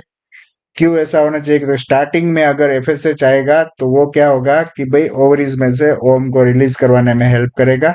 उसके बाद जो है वो फॉलिकल सीक्रेट क्या करेंगे, वो करेंगे ईस्ट्रोजन को सीक्रेट करेंगे, और वो ईस्ट्रोजन जो सीक्रेट होगा उसके बाद वो यूट्रस की लाइनिंग को प्रिपेयर करेगा कि अगर फर्टिलाइजेशन हुआ तो वो यूट्रस में इम्प्लांट हो सके। और उसके बाद जो है वो ओव्यूलेशन होगा, ओव्यूलेशन के बाद क्या हो जाएगा, प्रोजेस्टेरोन रिलीज होगा, ठीक है। और वो प्रोजेस्टेरोन जो है वो कॉर्पस लुटियम सीक्रेट करेगा, जो कि यूट्रस लाइनिंग में वो कह सकते हैं कि जब प्रेगनेंसी रहेगी यानी कि इम्प्लांटेशन होगा तब हेल्प करेगा। तो यहाँ पे हम लिख सकते हैं कि भाई एफएसएच जो है वो ओवरीज को स्टिमुलेट करेगा। ईस्ट्रोजन कौन रिलीज कर रहा है, वो ईस्ट्रोजन रिलीज कर रहा है आपका फॉलिकल, और प्रोजेस्टेरोन कौन कर रहा है, वो कॉर्पस लुटियम, ठीक है। तो इस तरीके से काम करेगा। तो आंसर क्या रहना चाहिए, सीक्वेंस आपको बोला गया, करेक्ट सीक्वेंस पूछा गया है, तो सीक्वेंस में एफएसएच पहले, प्रोजेस्टेरोन ईस्ट्रोजन नहीं, ईस्ट्रोजन एफएसएच नहीं, एफएसएच ईस्ट्रोजन एंड प्रोजेस्टेरोन ये वाला सही है, लास्ट वाला ईस्ट्रोजन प्रोजेस्टेरोन नहीं, ये भी रॉन्ग है। क्लियर, तो आंसर नंबर 3 इज राइट। आगे चलेंगे। How many primary oocyte are required to produce 50 secondary oocyte। यहाँ पे आपको 50 सेकेंडरी oocyte बन रहे हैं, उसके लिए आपको प्राइमरी oocyte कितने चाहिए होंगे। अब देखा जाए तो प्राइमरी oocyte भी 50 ही चाहिए होंगे, क्योंकि 50 में से मियोसिस होगा। यहाँ पे आपके जो कहेंगे हम कि पोलर बॉडी जो रहेंगे वो रिलीज हो जाएंगे, और 50 जो है वो सेकेंडरी oocyte बनाएंगे। तो यहाँ पे क्या हो जाएगा, मियोसिस, ठीक है। तो मियोसिस के अंदर ये चीज होती है, 50 सेकेंडरी oocyte बनाने के लिए हमें 50 प्राइमरी oocyte चाहिए होंगे। ये बहुत ही डीप से क्वेश्चन लिया गया है वैसे सामने का क्वेश्चन, लेकिन आपको अगर रीड नहीं करा है तो बहुत ही डीप लगेगा, क्योंकि कुछ चीजें जो है वो डायरेक्टली नहीं पूछी जा सकती। आंसर क्या रहेगा इसके अंदर, 50, क्योंकि इसमें अगर आपको पता है नहीं है तो आपको सेकेंडरी oocyte बनाने के लिए कितने प्राइमरी oocyte चाहिए होंगे, तो यहाँ पे आप सीधा तुक्का मार के आएंगे कि 50 है तो हमें 200 चाहिए होंगे, है ना, 25 चाहिए होंगे, ऐसा नहीं होता, ठीक है। Depolarisation of axonal membrane is caused due to, तो भाई इनफ्लक्स ऑफ सोडियम आयन, बिल्कुल सही है भाई, सोडियम आयन मेम्ब्रेन के अंदर घुसे जाएंगे, है ना, इनफ्लक्स ऑफ सोडियम अंदर आ जाएगा, बहुत सारे सोडियम अंदर आएंगे, रैपिड इनफ्लक्स यूज करना चाहिए इधर वर्ड, ठीक है। तो उसकी वजह से क्या हो जाएगा, मेम्ब्रेन जो है वो डीपोलराइज हो जाएगी, बराबर। तो इसके अकॉर्डिंग अगर देखा जाए तो आंसर नंबर 1 रहेगा। नेक्स्ट क्वेश्चन पे चलते हैं। In the given diagram is the representation of nephron which label 1, 2, 3 and 4 and identify the part where the filtrate in nephron is called urine. Okay. तो यूरिन कहाँ पे प्रेजेंट होगा? ये first वाला जो है वो पार्ट आपका है ग्लोमेरुलस। ठीक है, तो यहाँ लिख लेते हैं फर्स्ट क्या है, ग्लोमे, ओ इतना स्पेस दे दिया, सॉरी, ग्लोमेरुलस। सेकंड पार्ट जो आपको दिया है वो बाउमेन कैप्सूल है, बाउमेन्स कैप्सूल। थर्ड पार्ट आपको दे दिया गया है डिस्टल कॉन्वोल्यूटेड ट्यूब्यूल, डीसीटी दे दिया है। और फोर्थ पार्ट जो आपको दिया है वो क्या दिया है आपका, कलेक्टिंग सॉरी मैंने फास्ट लिख दिया बोलने के साथ,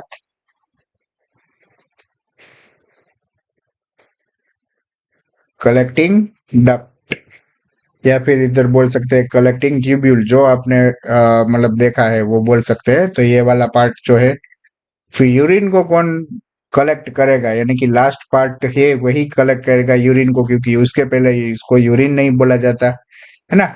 तो फिल्ट्रेट को यूरिन कब बोला जाएगा, जब वो कलेक्टिंग डक्ट में आएगा तब। तो number 4 is right answer here. ठीक है, कलेक्टिंग डक्ट, तो 4 के साथ दिया गया है यहाँ पे नंबर 4, तो वही राइट आंसर है आपका। आगे चलेंगे। Choose the correct option representing the given figure. Okay, ये फिगर दी गई है, पापावर की है। पापावर इसमें 2 जगह दिया गया है। ये रट्टा मारने वाली चीजें है ना, टेक्स्ट बुक में डायग्राम बिल्कुल बैठा बैठा दिया है तो हम बैठ के रट्टा मार लेंगे। पापावर का है, और पापावर में जो है वो सिन कार्पस रहता है, सिन कार्पस। और दूसरा मल्टी कार्पेलरी होता है। और किसका है वो, पापावर का। ठीक है, पापावर सोमेनिफेरम का कह सकते हैं, लेकिन इधर पापावर बोला है तो हम पापावर के साथ ही जाएंगे। तो ये वाला जो है मल्टी कार्पेलरी सिन कार्पस पिस्टिल, यस बिल्कुल सही है। मल्टी कार्पस एपोकार्पस नहीं, ये रॉन्ग है। तो आंसर नंबर 2 जो है वो रहेगा सही। विच of the example of D differentiation.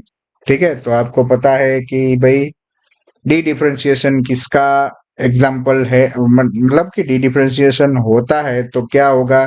तो वहां पे आपको बोला जाएगा कि भाई regain the ability, dedifferentiation यानी कि रीगेन द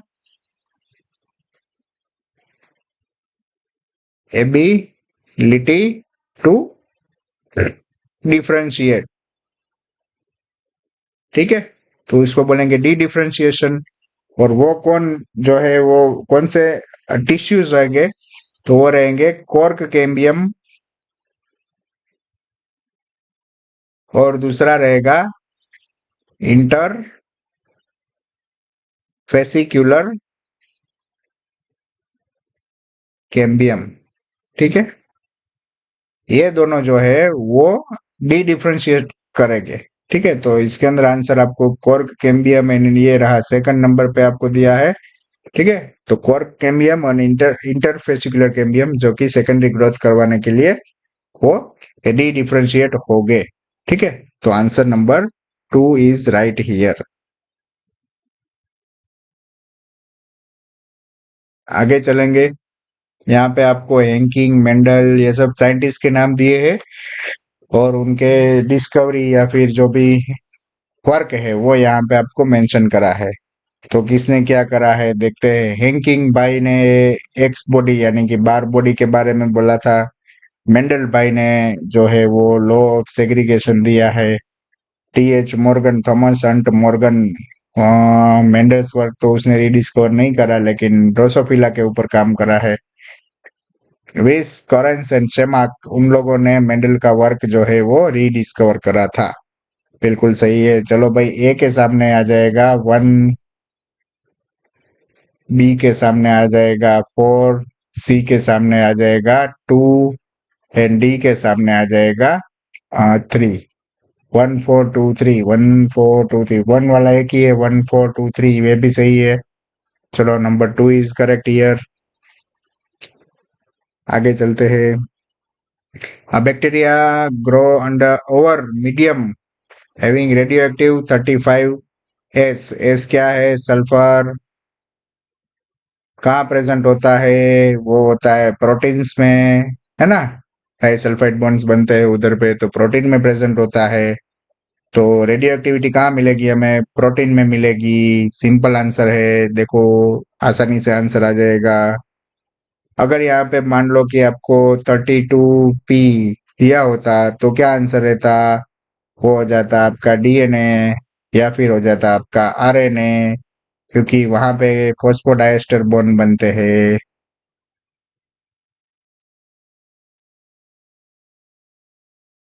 है ना? और यहाँ पे सल्फाइड डाइसल्फाइड बॉन्ड बनाता है। तो ये चीजें याद रखनी जरूरी है। आगे चलेंगे। Select the haploid structure found in a ovule. तो ओव्यूल के अंदर हैप्लॉइड स्ट्रक्चर कितने होते हैं? देखो, न्यूसेलस नहीं होता, सिनर्जिड होता है, एंटीपोडल सेल होता है, तो ये वाला आंसर रॉन्ग हो गया न्यूसेलस की वजह से। एग सेल, पोलर न्यूक्लियर नहीं होता है, इंटेग्यूमेंट्स इसमें आते नहीं है, तो एग सेल जो है वो एक है, लेकिन इसमें भी रॉन्ग है। मेगास्पोर मदर सेल नहीं होता, न्यूसेलस एंड एंटीपोडल सेल्स नहीं होते, एंटीपोडल सेल एक ही होता है, तो ये भी रॉन्ग हो गया। और हैप्लॉइड स्ट्रक्चर दिया गया है, एग सेल होता है, सिनर्जिड होता है, एंटीपोडल सेल भी होते हैं, तो तीनों राइट है। तो number 4 is the most appropriate answer here. आगे चलेंगे। Choose the incorrect statement from the following. तो आपको यहाँ पे इनकरेक्ट देखना है।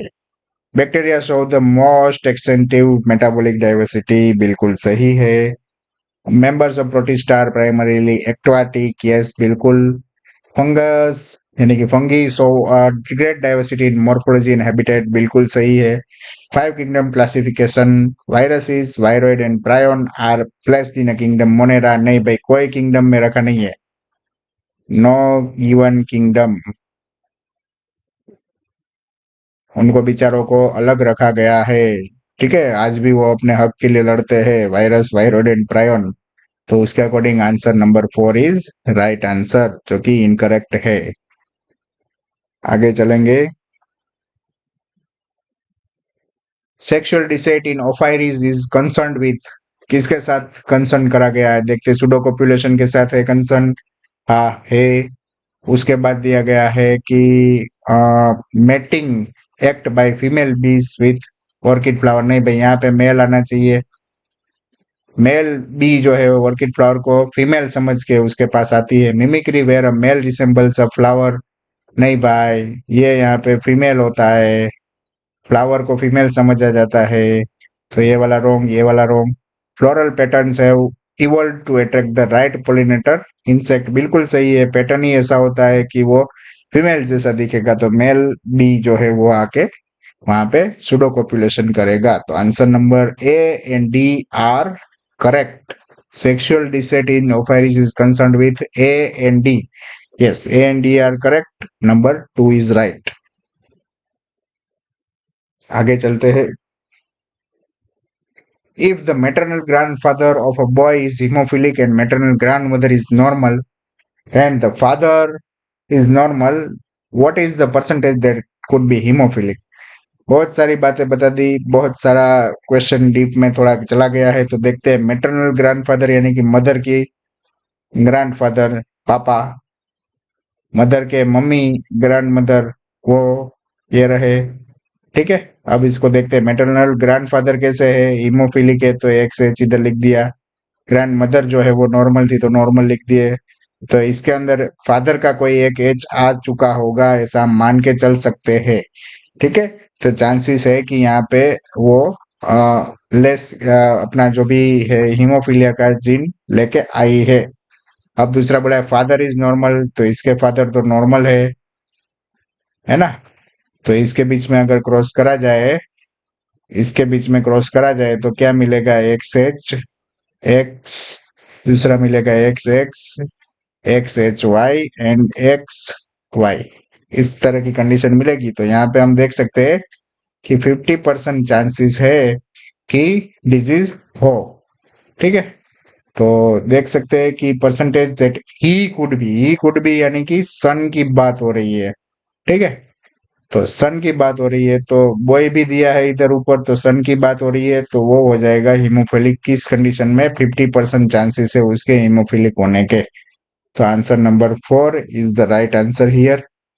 इस क्वेश्चन के अंदर अगर देखा जाए तो थोड़ा सा ट्विस्ट भी आ सकता है, जैसे कि यहाँ पे आपको बोला गया है कि ग्रैंडफादर हीमोफिलिक थे, तो ऐसा जरूरी नहीं है कि यही आए, लेकिन ये जो मदर बनी है उसके अंदर एक्स एच ही आएगा, क्योंकि फादर का एक्स एच जीन ही जो है मदर के साथ जाएगा। तो जो भी चाइल्ड डेवलप होगा, फीमेल चाइल्ड, वो सब एच वाले ही आएंगे। ठीक है, वो बात हमेशा याद रखना, क्योंकि फादर गैमेट कौन सा प्रोड्यूस करेगा, ये वाला एक ओनली गैमेट प्रोड्यूस करेगा फॉर फीमेल। ठीक है, तो ये जो फीमेल होगी एक्स एच वाली ही आएगी, बराबर। तो ये हमेशा याद रखना कि भाई कोई भी गैमेट्स बनाओ, अगर पता ना चले तो ऐसे गैमेट्स बना लेने हैं, इसके एक्स एच बना, एक्स का एस एक्स वाई बना। ठीक है, और मदर जो थी वो उसकी कैसी थी, नॉन हीमोफिलिक। अब बना के देखो, आ रहा है दोनों में, तो उसकी मदर हमेशा से कैसी होगी, हीमोफिलिक ही रहेगी। लेकिन अगर सन की बात करें तो वो चांसेस है कि नॉर्मल बनेगा, तो 100% नॉर्मल वाला आएगा। तो इस बहन जो है उसका ब्रदर होगा, वो कैसा होगा, वो 100% डिजीज फ्री रहेगा, वो कैसा होगा, नॉर्मल। लेकिन 100% जो फीमेल चाइल्ड है वो कैसी रहेगी, वो डिजीज रहेगी। ठीक है, तो कितनी भी फीमेल चाइल्ड हो वो सब डिजीज कंडीशन में रहेगी, तो इसलिए हमें यहाँ पे एक्स एच एक्स उसकी मदर का रखना पड़ेगा, और फादर आपका नॉर्मल दिया है तो ये फादर नॉर्मल लिया गया है।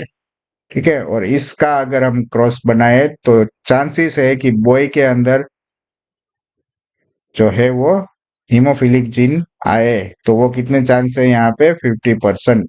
बराबर, एकदम से ध्यान में रखने वाली बात है, आपको ज्यादा डिटेल में जाना पड़ेगा तब जाके ये सॉल्व होगा। ठीक है, आगे चलेंगे। Grazing food chain is a major conduct for energy flow in a aquatic system. बराबर, तो ये वाला सिस्टम सही है। डेट्रिटस फूड चेन में be the connected with the grazing food chain at some levels, ये भी सही है, कहीं कहीं पे भाई वो अटैचमेंट में रहता है। तो दोनों स्टेटमेंट करेक्ट है, तो आंसर क्या रहना चाहिए, both are correct. One is correct, two is incorrect, one is incorrect, two is in sorry two is correct, wrong wrong, both statement are correct, बिल्कुल सही है नंबर 3। आगे चलेंगे। In decomposition, the enzymes used during catabolism are released by। Decomposition कौन करवाता है, microbes करवाते हैं। माइक्रोब्स इसमें दिए गए हैं, उसमें वायरस नहीं आता, एनिमल नहीं होता, फंगी एंड बैक्टीरिया, बिल्कुल सही, प्रोटिस्टा नहीं करवाते। आंसर नंबर 3 रहेगा। आगे चलते हैं। दो स्टेटमेंट आपको दिए गए हैं और उसके अकॉर्डिंग आपको देना है answer. A stable community should not show too much variation in productivity from year to year। तो ये वाला जो है बिल्कुल सही है, assertion right। For many decades, ecologists believe that community with the more species generally tend to be less stable। नहीं भाई, more stable होगी यहाँ पे। ठीक है, more species more stable, less species less stable, क्योंकि वो जो है कोई भी कम्युनिटी होगी वो डिपेंड करेगी कि कितनी स्पीसीज वो कैरी कर रही है और स्पीसीज के अंदर कौन सा रिलेशन चल रहा है। ठीक है, तो मोर स्टेबिलिटी ज्यादा स्पीसीज होने की वजह से आएगी, अगर लेस होगी तो हो सकता है चांस की कम्युनिटी बने ही ना, वो सिर्फ स्पीसीज ही रह जाए। ठीक है, तो आंसर वाला रॉन्ग है, ये पे रीजन रॉन्ग है। Assertion is true but R is false, first वाला ही सही हो गया। चलो आगे देखना ही नहीं है, आगे बढ़ेंगे। Read the following statement and select the incorrect with respect to plasma membrane. चलो देखते हैं, plasma membrane is mainly composed of lipid and fat. नहीं, रॉन्ग है भाई, पहला वाला ही रॉन्ग हो गया। लिपिड एंड प्रोटीन्स आ जाएगा। The major lipids are phospholipid, बिल्कुल सही है। पोलर हेड आर हाइड्रोफोबिक, नहीं है, हाइड्रोफिलिक होते हैं। Arrange towards the outer side, ये सही है, तो ये रॉन्ग हो गया, हाइड्रोफिलिक हो जाएगा। Non polar tail are hydrophilic, नहीं, ये हाइड्रोफोबिक होगा, ये ऊपर नीचे कर दिया भाई। Arrange in toward inner side, ये भी सही था। तो ये हाइड्रोफोबिक फिलिक की वजह से बेचारा चला गया। तो यहाँ पे आपको मिलेगा आंसर बी।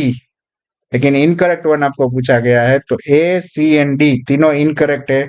तो ए सी डी तीनों इनकरेक्ट वाले देखते हैं। A C D, A C D, A C D, ये रहा answer number 3 is right here. आगे चलेंगे। In fermentation there is a net gain of only 2 molecular P for each molecular glucose degraded, बिल्कुल सही है कि 2 ही मोलिक्यूल हमें मिलेंगे। दूसरा है fermentation occur the anaerobic condition, बिल्कुल सही है, एनारोबिक कंडीशन में होता है, 2 ही मोलिक्यूल मिलते हैं। तो दोनों लाइन करेक्ट है। Statement 1 is correct, 2 is incorrect, wrong. 1 is incorrect, wrong. First statement are correct. Number 3 is right here. Spongy parenchyma is found in, अब देखो यहाँ पे आपको बोला गया है स्पॉन्जी पेरेन्काइमा कहाँ होते हैं। ठीक है, तो ये आपका जो है आइसोबाइलेटरल लीफ है। ठीक है, तो जिसके अंदर, सॉरी आइसोबाइलेटरल मैंने गलती, डोर्सीवेंट्रल लीफ है। ठीक है, और उसके अंदर आपको इस तरीके से दोनों तरफ आपको देखेंगे। ठीक है, अब इसके अंदर क्या होगा कि भाई ये जो है वो इलोंगेटेड सेल के पेरेन्काइमा हो गए, उसको बोलेंगे हम पेलिसेड पेरेन्काइमा, पेलिसेड पेरेन्काइमा, जो कि कैसे हो गए, इलोंगेटेड। और स्पॉन्जी पेरेन्काइमा जो हो गए वो अंदर हो गए। ठीक है, तो ये जो लाइनिंग बनाती है, ऐसा स्ट्रक्चर आपको किस में दिखने को मिलेगा, डाइकोट लीफ में।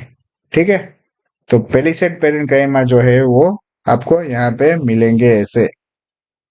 ठीक है, तो ये जो है आपका क्या आंसर रहेगा, डाइकोट लीफ। आगे चलेंगे। Given below are two statement. Golgi, Camillo Golgi first observed the densely strand reticular structure near the nucleus. हाँ, उसने देखा। Fixed number of cisternae are present in Golgi complex, नहीं, रॉन्ग। फिक्स नहीं होता, यहाँ पे वेरिएबल नंबर होता है। Variable number of cisternae are present in Golgi complex, तो ये वाला रॉन्ग हो गया। Assertion is true but R is false, तो number 1 is correct answer here. आगे चलेंगे। 2 स्टेटमेंट दिए गए हैं। The difference in the average energy content of substrate from the transition state is called activation energy, बिल्कुल सही है भाई। And the collagen is the most abundant protein in animal world, बिल्कुल सही है। एनिमल वर्ल्ड में कोलाजन, और plant world यानी कि प्लांट्स में जो है वो रूबिस्को, बराबर, वो मोस्ट अबंडेंट मिले जाते हैं। तो दोनों स्टेटमेंट करेक्ट है, तो दोनों स्टेटमेंट करेक्ट के साथ आंसर नंबर आपका रहेगा यहाँ पे 3। Both statement 1 and 2 are correct. आगे चलेंगे। Which of the following statement regarding enzymatic inhibitors is incorrect? Incorrect कौन सा है, देखते चलो। competitive inhibitor bind the active site of an enzyme, बिल्कुल सही है। competitive inhibitor closely resemble the substrate in its molecular structure, बिल्कुल सही है। competitive inhibitor are often used in a control of bacterial pathogens. Generally हम use करते हैं bacterial pathogen को इनहिबिट करने के लिए। और competitive inhibitor increase the rate of enzyme, नहीं भाई, ये रेट इंक्रीज नहीं करेगा, डिक्रीज करेगा या फिर स्टॉप कर देगा। ठीक है, तो डिक्रीज या फिर स्टॉप कर देगा, तो ये वाला लाइन इनकरेक्ट है, नंबर 4। आगे जाएंगे। Consider the following characteristics, air bladder, operculum and viviparity. अब ये सब चीजें आपको दी गई है, और साथ में बोला गया है कि which of the given characteristic are present in bony fishes. ठीक है, तो देखते हैं कि भाई बोनी फिश यानी कि यहाँ पे ऐसे बोल सकते हैं कि बोनी फिश यानी ओस्टिच थाइस। ठीक है, तो इसके अंदर क्या प्रेजेंट होता है, देखो ओपर्कुलम होता है, एयर ब्लैडर भी होता है। विविपेरिटी मेरे हिसाब से नहीं होनी चाहिए, उसकी जगह पे ओविपेरस रहते हैं। ठीक है, तो विविपेरिटी नहीं होता, तो 1 और 2 रहता है। 1 और 2 नंबर 2 पे दिया गया है, जो कि सही आंसर है आपका। आगे चलेंगे। Which of the following statement is incorrect? तो आपको यहाँ पे इनकरेक्ट स्टेटमेंट फाइंड आउट करना है। Mesoglea is present between ectoderm and endoderm in Obelia, बिल्कुल सही है। Adult Asterias exhibit the radial symmetry, बिल्कुल सही है भाई। Fasciola is a pseudo coelomate animal, ये वाला जो है वो रॉन्ग है, क्योंकि यहाँ पे वो एसिलोमेट दिखाया गया है, एसिलोमेट। ठीक है, तो ये जो है एसिलोमेट होता है Fasciola. Taenia is a triploblastic animal, बिल्कुल सही है, बराबर। तो उसके अंदर एक्टोडर्म होता है, एंडोडर्म होता है ना, मिजोडर्म होता है, तो इसलिए ट्रिप्लोब्लास्टिक है, तीनों ब्लास्टेला लेयर मिलते हैं। Answer number 3 is right here, क्योंकि आपको इनकरेक्ट पूछा गया है, इनकरेक्ट ही लिखा गया है, सूडो नहीं, एसिलोमेट होना चाहिए।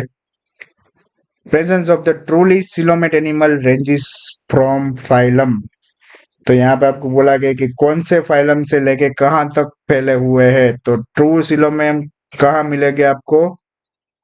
Annelida to Chordata. ठीक है, तो यहाँ पे आपको एनेलिड टू कोरडेट जो है वो सब क्या हो जाएंगे? ट्रूली सिलोमेट हो जाएंगे। ठीक है, तो answer number 2 is right here. आगे चलते हैं। आपको बोला गया है इधर पे कि गम्स विंड ब्लास्टिन, ओके, चैप्टर 9 का ये क्वेश्चन है, टेबल फॉर्म में है, तो यहाँ पे अलग अलग चीजें आपको दी गई है। तो गम जो है वो क्या होगा, विंड ब्लास्टिन क्या होगा, कॉनकावेलिन ए क्या होगा, एंड कोडेन क्या होगा। ठीक है, तो देखते हैं। विंड ब्लास्टिन जो है वो ड्रग के फॉर्म में मिलता है, मतलब लेते हैं। गम्स जो है वो जनरली पॉलीमर होते हैं। कॉनकावेलिन ए जो है वो जनरली होते हैं लेक्टिन, और कोडेन जो होता है वो अल्कलॉइड है। ठीक है, तो उसका अकॉर्डिंग जो है आंसर क्या रहना चाहिए? ए के सामने 3, बी के सामने 2, सी के सामने 4 एंड डी के सामने 1। 3 2 4 1, 3 2 4 1, 3 3 2 2 4 1, ये वाला आंसर सही है, नंबर 2। आगे चलेंगे। आपको डिवीजन दिया गया है इधर पे, लेबर यानी कि फंक्शनल डिवीजन, एंड एनिमल का नाम दिया गया है कि किस में किस तरह का डिवीजन मिलता है। तो यहाँ पे ऑर्गन लेवल डिवीजन कहाँ पे मिलेगा, फिर cellular aggregation, tissue level and organ system कहाँ पे देखने को मिलेगी। ठीक है, तो यहाँ पे देखते हैं फेरेटिमा के बारे में बोला गया है। तो फेरेटिमा जो है वहां पे आपको ऑर्गन लेवल का सिस्टम दिखने को मिलेगा। दूसरा है फेसियोला, फेसियोला के पास जो है वो वहां पे ऑर्गन लेवल का आपको दिखने को मिलेगा।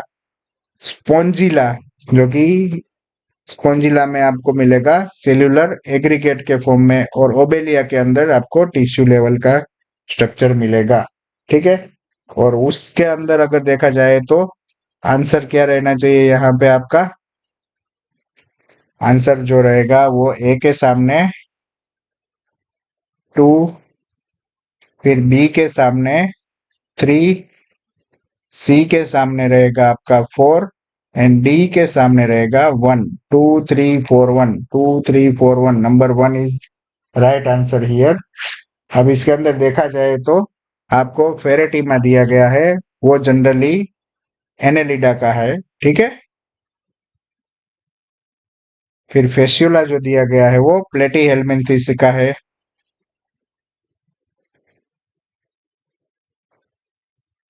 स्पोंजिला दिया गया है वो पोरीफेरा का है, और ओबेलिया दिया गया है वो सिलोन्ट्राटा या फिर निडारिया का है। ठीक है, तो ये जो है फाइलम, उसके अकॉर्डिंग भी ये आंसर हम दे सकते हैं कि भाई फाइलम्स का डिवीजन कैसे करा गया है। ठीक है, आगे चलेंगे नेक्स्ट क्वेश्चन पे। विच of the following is not characteristic of a member of phylum Porifera? फिर से आया, पोरीफेरा की कैरेक्टरिस्टिक कौन सी नहीं है? डेवलपमेंट इज डायरेक्ट, ये पहला वाला ही नहीं है भाई। डायरेक्ट डेवलपमेंट नहीं होता, उसका इनडायरेक्ट डेवलपमेंट होता है। ठीक है, तो फर्स्ट वाला आंसर ही रॉन्ग हो गया। लेकिन आगे देखते हैं, most symmetrical and usually marine होता है। Primitive multicellular animal with cellular level of organisation, बिल्कुल सही है। Choanocytes lines the spongocoel and canals, बिल्कुल सही है, बराबर। तो answer number 1 is right here.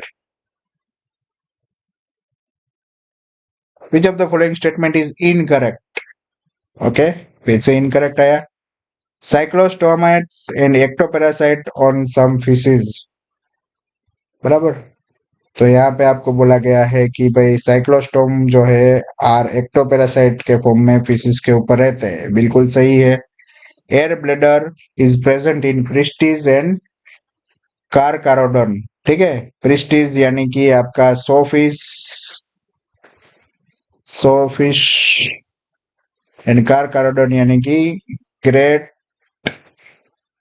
White shark, ठीक है। तो उसके अंदर एयर ब्लैडर प्रेजेंट होता है, ऐसा बोला गया। ये वाला भाई रॉन्ग है, क्योंकि एयर ब्लैडर प्रेजेंट किसके अंदर रहता है? जनरली एयर ब्लैडर होता है ओस्टेक्स साइज के अंदर। सॉरी, मैंने स्पेलिंग मिस्टेक कर दी है भाई।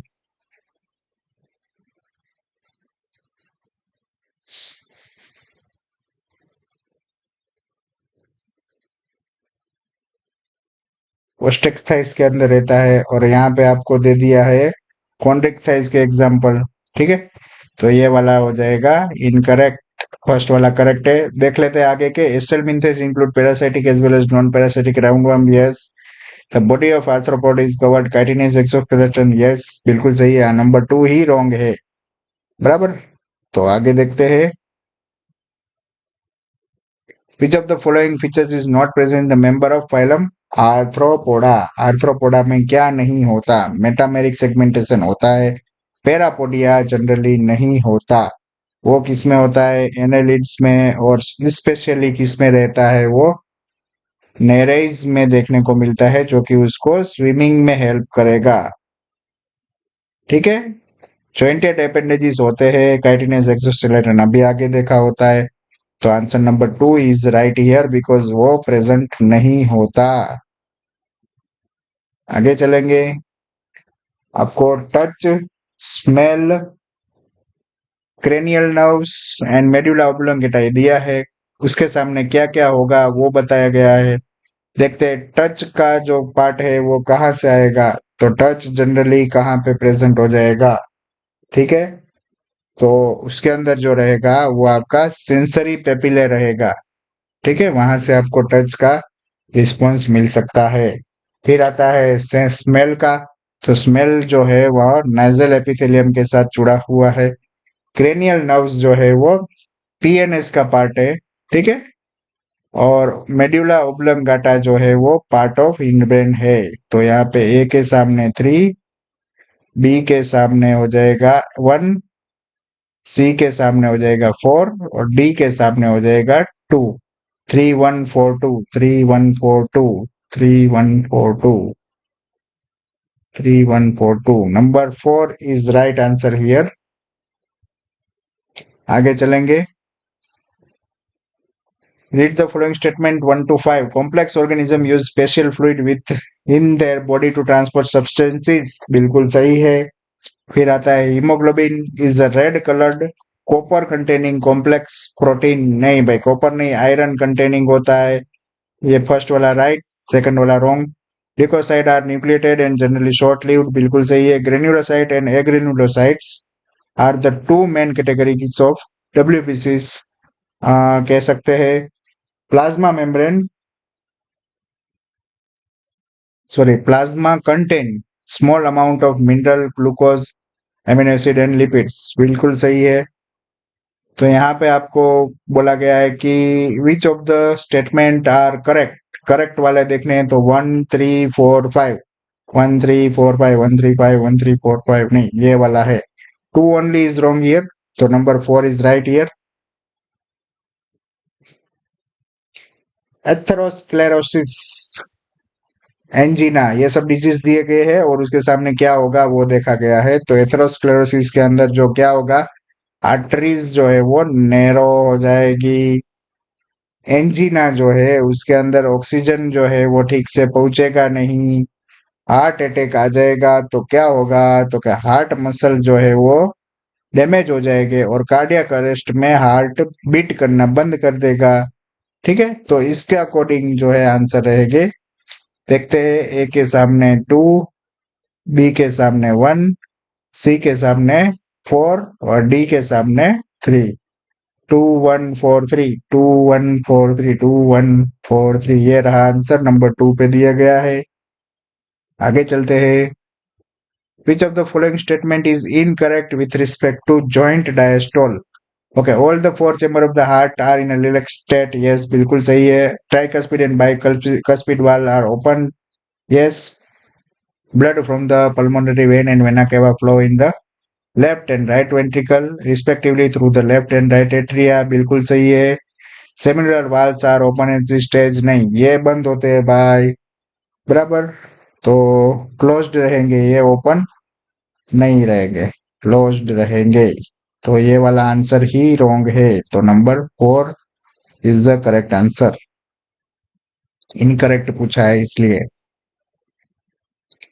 Which of the option is given incorrect with respect to double stranded helical structure of DNA? Adenine pair with thymine होता है, साइटोसिन पेयर विद ग्वानिन होता है, यूरेसिल पेयर विद एडेनिन नहीं भाई, यूरेसिल जो होता है वो आरएनए में होता है।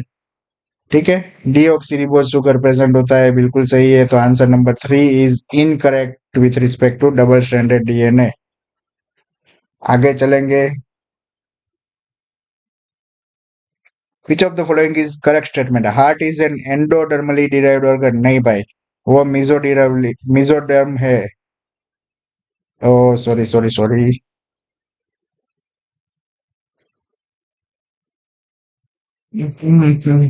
ये रहा मिजोडर्म। ठीक है, वो मिजोडर्मली वो डिराइव्ड ऑर्गन है, तो ये वाला रॉन्ग हो गया। करेक्ट आपको पूछा गया है 20% ऑफ ह्यूमन आरबीसी है वायरस एंटीजन। नहीं भाई, ये 20 नहीं होता है, 80% आरबीसी के पास होता है।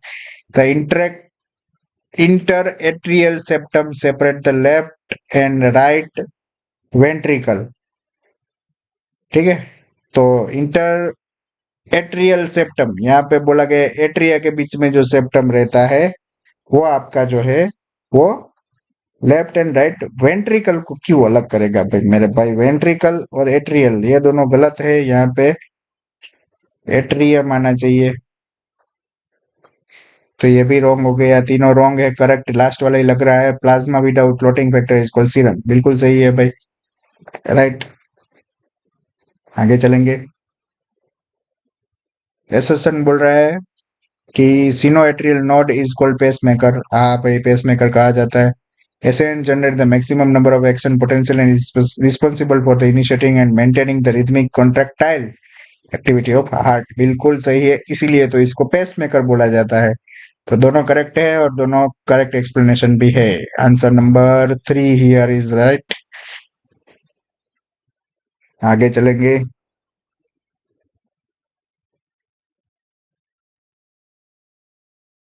Thrombocyte are formed by megakaryocyte, जो कि कहाँ प्रेजेंट होते हैं? वो प्रेजेंट होते हैं बोन मेरो में। ठीक है, थ्रोम्बोसाइट कहाँ से बनेंगे? मेगा कैरियोसाइट में से बनेंगे। तो answer number 3 here is correct.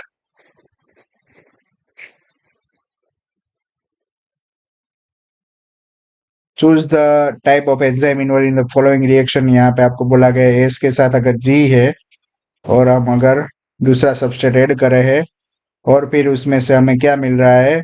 S अलग मिल रहा है और एस डैश के साथ जी चला जा रहा हो, तो यहाँ पे क्या हो रहा है? ग्रुप का ट्रांसफर हो रहा है। ये ग्रुप इसके पास चला गया, यहाँ से यहाँ आ गया। ठीक है, तो इसको क्या बोलेंगे? ट्रांसफर हुआ है कुछ, और ये करने वाले एंजाइम को क्या बोलेंगे? Transferase. Number 2 is right here. ठीक है, तो ट्रांसफरेज नंबर रहेगा आंसर में। आगे चलेंगे। Collagen, trypsin, nucleoside and lactic acid, ये सब आपको दिए हैं और उनका नेचर या फिर फंक्शन दिया गया है। ठीक है, तो देखते हैं कोलाजन जो है वो क्या है, इंटरसेल्यूलर ग्राउंड सब्सटेंस। ठीक है, ट्रिप्सिन जो है वो ब्रेक डाउन ऑफ प्रोटीन करेगा, तो catalysis the breakdown of protein. Nucleoside जो है वो क्या है, वो है आपके एडिनोसाइन। और लैक्टिक एसिड जो है वो during breakdown of glucose in anaerobic condition होता है। तो इसके अंदर 3, 4, 1 एंड 2 ऐसी सीक्वेंस मिल रही है। ठीक है, ए बी सी डी के सामने, ए के सामने 3, बी के सामने 4, सी के सामने 1 एंड डी के सामने 2। तो 3 4 1 2, 3 4 1 2, ये रहा आंसर नंबर 3 पे सही है। ठीक है, तो अब जो है ये मुझे लग रहा है कि लास्ट क्वेश्चन था। यस, बिल्कुल सही है। तो दोस्तों 90 एमसीक्यू जो है वो यहाँ पे ख़त्म हो रहे हैं आपके, और bio smart classes YouTube channel के माध्यम से हम आपका जो भी जितना हेल्प हो सके उतना करने की ट्राई कर रहे हैं। अगर पॉसिबल होगा तो with in 2 days before exam हम एक और वीडियो डालने की ट्राई करेंगे, जो कि आपका एक सिंपल सा पेपर रहेगा। ठीक है, तो ये शायद आपको एग्ज़ाम प्रिपरेशन में हेल्प करेगा।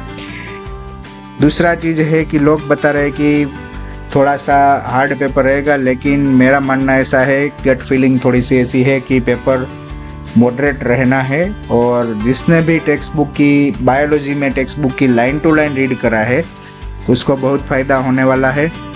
तो आप लोग जो है एग्ज़ाम ठीक से दें और प्रिपरेशन भी ठीक से करें, ऐसी शुभकामनाएं हमारी तरफ से आपकी। और आपकी मेहनत जो है उसके अकॉर्डिंग ही पेपर निकले तो बहुत बढ़िया हो जाएगा। थैंक यू वेरी मच, आप लोगों ने वीडियो देखा और अभी तक आपने लाइक नहीं करा तो लाइक करिए, और इसको हो सके उतना शेयर करिए, और आपके दोस्तों के साथ उसको शेयर करके सब्सक्राइब भी करिए। Thank you very much, have a nice day.